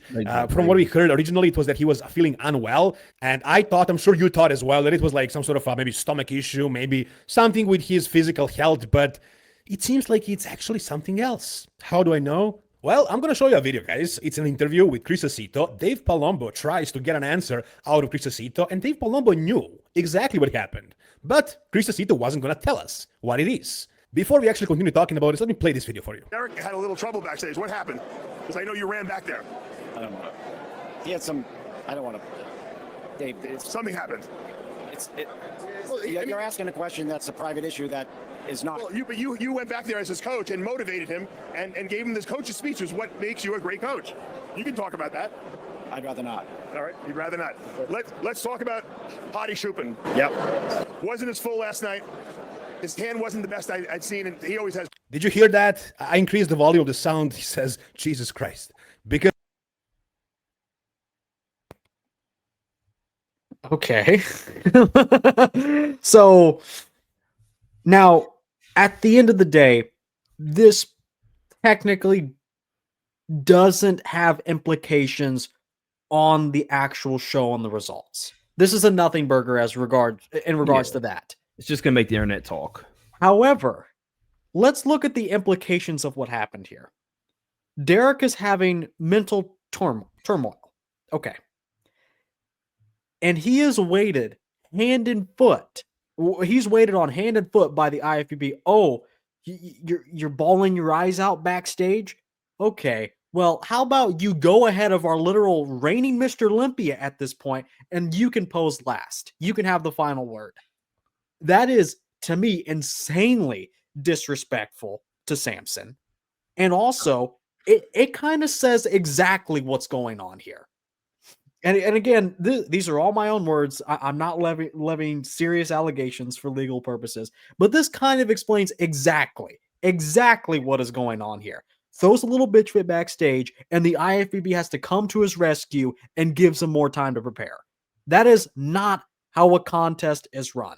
And if I were Samson, I'd be pissed. I'm literal Mr. Olympia. I should get the last word. I'm posing last. I will say this. Sorry. So playing devil's advocate. Okay. One, shout out to Chris. I think Chris Aceto did a really good job of weathering that storm. Personally, I mean, I don't know if you know what I'm saying, but like I think it was good of him. It showed good character from Chris Aceto. Sure. But I'm curious if one, Samson is a good dude. Character-wise, he's probably, maybe maybe had a glimpse, clearly all back there. Maybe he could see what was going on with Derek, and maybe he okayed it. Maybe he was like, no, I get it. That's fine. I'll go now. Like, because he's, like a good person would do that, especially if you kind of know at the moment, yeah, I'm not in the running for first place at this year's Olympia. If you were a better person, you wouldn't put a good person in the position to make that decision. This is a competitive event. Very true. I 100%. I think that's a very good point, and it comes back to what I'm saying perfectly. I'm just saying that in the sense of Samson may have been like, no, that's fine. I'll do it. I'll go. To where maybe they didn't know what to do. We don't know what to do. I mean, they could have let fucking Bob talk for a little bit. You know what I mean? He would have been happy to do it. But I think that maybe they were up in arms, not sure what to do. And Samson was like, it's okay. I'll do it. Maybe that's what happened. And then say, okay, it is what it is. I understand that it's sadly coincidental that, yeah, they let him go last and he wasn't the Mr. Olympia winner last year. So it's just going to make it's going to make the internet buzz. Which I get it. Wow, yeah, there's a big difference between the two. But yeah, I mean, it was weird, but look, I don't know. You know what I mean? These people are clearly, they're getting on stage in very unhealthy, states of just being at that moment beyond everything. I don't think if Nick Walker didn't pull out last year, he would have pulled out this year. And the fact is, I guarantee the IFBB probably told him, you can't keep doing this. Or maybe he felt that pressure from conversations. Maybe it wasn't directly. But Derek just kind of gets a pass doing all this shit. Derek just gets a pass. And it goes back to that Olympia battle, the hot mic moment.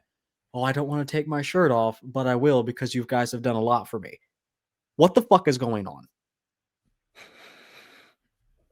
I wasn't upset about this because I did think it was one of their closer matchups between Hottie and Derek.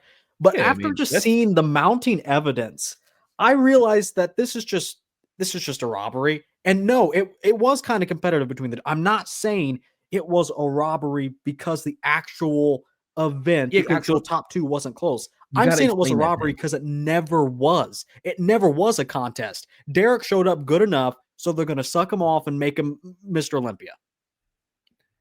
See, I think that's a little contradicting to an extent. I get why you're saying what you're saying in the sense of the storyline. I get it. So he might just have the physique that it's gonna go down to the wire as far as 50-50 because he has such an overpowering back, and then others can kind of gain some leeway body parts when it comes to the front shots, and then it'll be a toss up with the side, right? Depending on who he's going up against. So he might just be that perfect matchup, you know what I mean? Like, so he might be the perfect matchup to have really close bouts with with these other people like a Hottie or a Samson. So you can kind of cover that one right there. Why does he have such close, matchups? Well, because his physique sucks and shouldn't be at the level it is. No, see, my issue is I don't ever want to go into the realm of like where I'm looking like I'm talking, because you gotta admit, it can't be a robbery in the sense of he was the winner night one. To me, he won night one. Like, personally, I think he won night one. And then night two, I think Hottie clearly won. Right. Okay. So at minimum, you have a 50-50 round one, and then round two, Hottie shuts the door. And we haven't you had this conversation about what's more important in the sense of the judging. They should be 50-50. They should be 50-50. 100%. But I always thought night two should have more merit. And I think you said night one is more important. Well, if you're Derek, you can just delay night two into night three. Who cares? Derek got a boo-boo backstage. I guess call off the show. We're going to have to wait until he's ready. Yeah, it sucks because, It sucks because I'm right. I haven't stated a fact that... I've only stated facts. Look, Derek... Getting the person out of it, so my issue is, a lot of people are, and granted, it doesn't help that he had his, he went up against Nick. No, look, you know what? This is going to be shocking for some people. I love people that may not know a lot about me. I know a lot of people, him saying Christ is king and all that is going to rub people the wrong way. International audience, different strokes for different folks. I like that. I like that. Yeah, I am taking the personality. I am taking the personality out of it. Derek is one of the few people I do think he's kind of a little fake. I do think that, but he has to be. I mean, he's probably lying to our faces, but he's one of the few people I've watched in recent years on YouTube on my own free will. Yeah. I am taking the personality out of it. The physique is not to the level of winning multiple Olympia titles. The Arnold, sure, because of that one version. But overall, it's just not a very strong physique. A couple of things are good, and I do mean a couple. Glutes, back. Other than that, a lot of things are just, quite frankly, pretty bad or average at best. I want to show this. Everyone's going to say, oh, Hottie's delts. Hottie's delts. I'm sorry. These arms are disgusting. I'm going to tell you right now, Samson's arms might be, you know what I mean, aside from Andrew, Samson's arms looked improved. Those shiny things? Yes, they look improved. Come on. Define improved. All right. All right. If I break into an oil refinery and start shooting 2024 myself compared to 2025, that's would be the improvement. But here, I prefer 2024. I gotta see that. They look more comparison. because they look more real. Who's better, Derek or Samson's arms? Samson. Easy. Who's better, Derek, Samson or Hottie? Hottie. See, and I think Samson. But I get why somebody would prefer Hotties. I just think Samson's I like arm size. I like arms, not oil. And I'm not saying Hottie's a saint, but there's a clear difference between the top two and the bottom two. And I'll move this over so they can see it. Let me move this up. Andrew has fibers. You can see where the biceps insert. Yeah. Andrew's arms are the best up there. Right, without a doubt, because they're real. Hotties are sus, Samsons are disgusting, and Derek's are just atrocious. And I don't think that's being hyperbolic at all. That's what is worse to you? What's going on in the arms or Hottie's delts at this particular event? Well, I will say Hottie's. Remember how you all that talked before? Hottie's delts didn't look, how. No, that I will say, yeah. They look fine. So I don't need. There's not a clear both are just. It is what it is when it comes to on that stage. I don't think Hottie's delts looked crazy how they did in the videos before when they probably had a crazy pump or maybe all the whatever. I don't think there's no SEO. It's something like that. I think it's just simply it's always been a thing as long as it doesn't get too out of hand like it did in prior years. But Derek's always had lackluster arms to me personally. But like I said, I won't say that without saying he doesn't make up for it in a lot of other areas.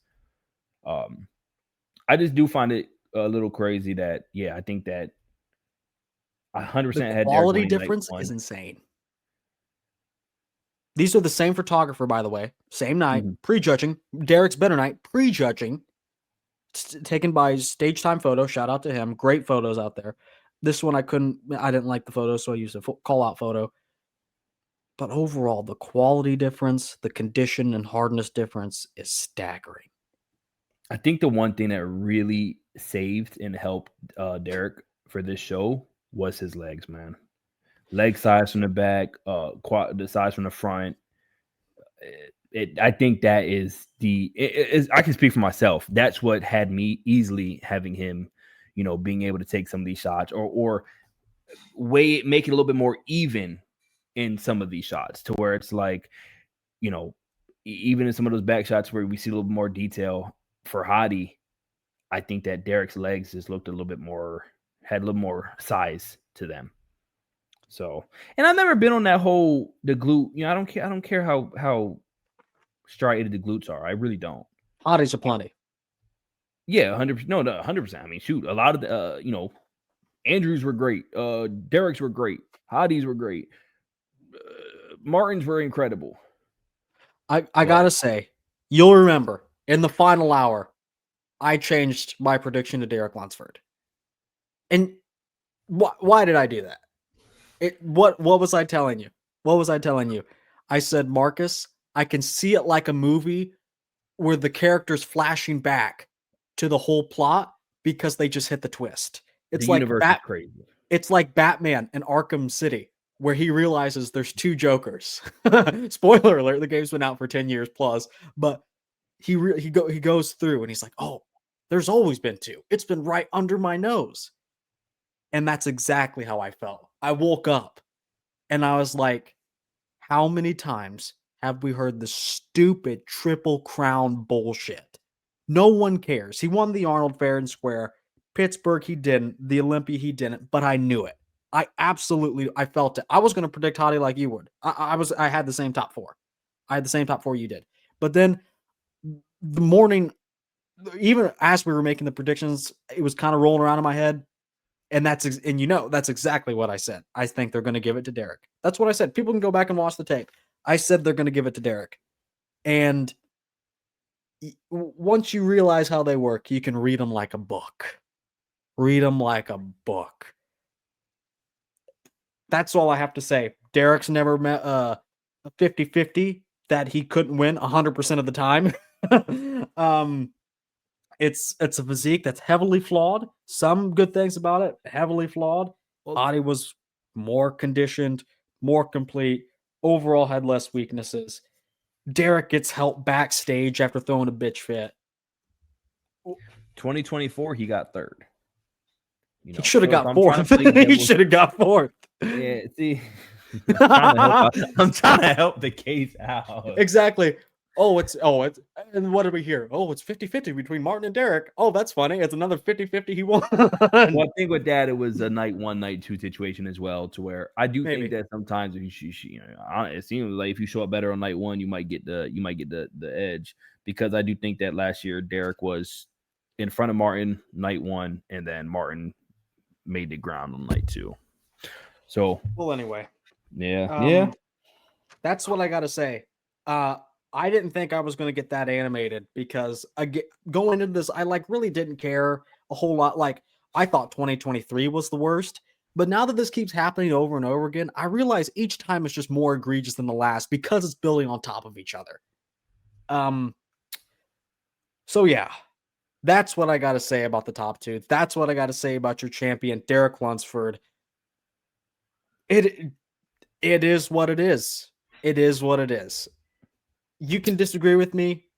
I'm pretty sure I'm right. And in fact, I am so worried that I'm correct that I'm worried about this video and my channel facing repercussions. I've already faced that once. I wouldn't be surprised if there's issues going forward. Marcus, I'll send you a copy of my cease and desist letter when I get it when I get it next week. And again, these are all my opinions. I'm gonna be blackballed before I even start. Right. Marcus has these are all my own thoughts. Marcus has his own. Yeah, no, I mean those are it. Those are it. Anyway, I came up with a word. That's what I was gonna ask. I came up with a word too. I know it's gonna be way different from yours, but go ahead. Okay. You want to say it on 3? No, because mine's gonna be so gay, but go ahead. All right, it's fine. Okay. On 3. It's different. It's different. Okay. 1. All right. Are you ready? Yeah. Okay. 1, 2, 3. Botched. Redemption. You are gay. You are gay. Well, no, because I'm looking at it in full circle. I think there's so much redemption to be had. Personally, I think in so many levels. I think 26 Olympia, there's redemption. Everything is a redemption story, and I think if anything, what is the opposite of redemption? What is the failure? Hold on. Opposite of redemption. Are you beating me to it? Yeah, you got it. Imprisonment. What? Incarceration? No, I gotta look up an actual thesaurus. What? Hold on. You got redemption from Merriam-Webster. Redemption. I typed in chat EBT. I'm losing it. I need antonyms. Okay. Violation. Honestly, that's my new word. Desecration. That's my new word. Honestly, that's my new word. Oh, here's an even better one. Corruption. Contamination. These are great words. You know what, Marcus? I love your word so much, I'm going to use the opposite of it. Here's my new word. Botched is kind of similar. Here's my word. Desecration. Maybe even violation. I kind of like defilement too. I put that in my that word in my analysis. Seems fitting to go biblical with damnation. I'm joking. All jokes. That when I look up on chat EBT, that's the first thing it gave me. So obviously I need to upgrade my subscription. It's damnation, condemnation, corruption, failure, loss. So yeah, I didn't know those were the actual whatever for redemption. I like that word. Sullying, to make dirty. Yeah. Sullying. Yeah. Pretty much. Perversion. Blasphemy. I like that one. Yeah, that's okay. Why redemption? Who was redeemed? Andrew Little. I'm talking, I'm kind of talking full Derek on circle. paper. So put it this way: for those who fell short, this is their redemption time. For those who showed up and showed out, they got redemption. Andrew, redemption. Samson, he got the redemption story going for him. Everybody, Derek, it's a redemption story. Hottie, he stayed on stage, he ain't walk off. Redemption. You know what I'm saying? It's a lot of redemption. This is a violation. A violation to me as a fan. Because I gotta be honest, I don't enjoy watching the Olympia. It takes way too long. I just don't enjoy. I vastly prefer the Arnold. I love the Arnold. Too close for comfort. I will say that. That's my one big takeaway is, wow, was this show? It was almost like last year. It was close, but in a fun way. To where this was just, I don't even know how to call it.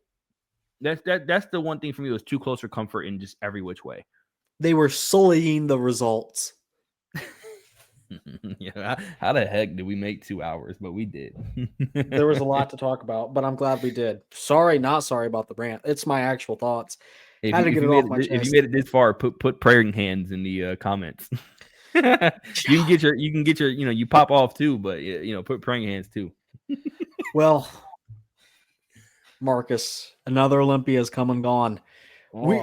We've got the Prague Pro, not next week, but the week. Well, not this coming week, but the week after. So, yeah. So we've got one last hurrah. Martin's going to be in it. Keon's going to be in it. Crizzo, maybe a couple of others. I'd love to see Andrew jump in. Just one more show wouldn't hurt, but he should shut it down after that. Martin's going to do the Arnold. So a lot of good things. I think next season's going to be really good because we don't get any solid answers this year. So we're going to be looking for them next year. We're going to be looking for what? Some solid answers. Some redemption. We're gonna get. Okay. I'm excited for the Prague. We're gonna get violated. Anyway, yeah, no, I feel like your group's gonna be like, yo, get this out of here. Yeah, I've had it up to here. It's so disheartening.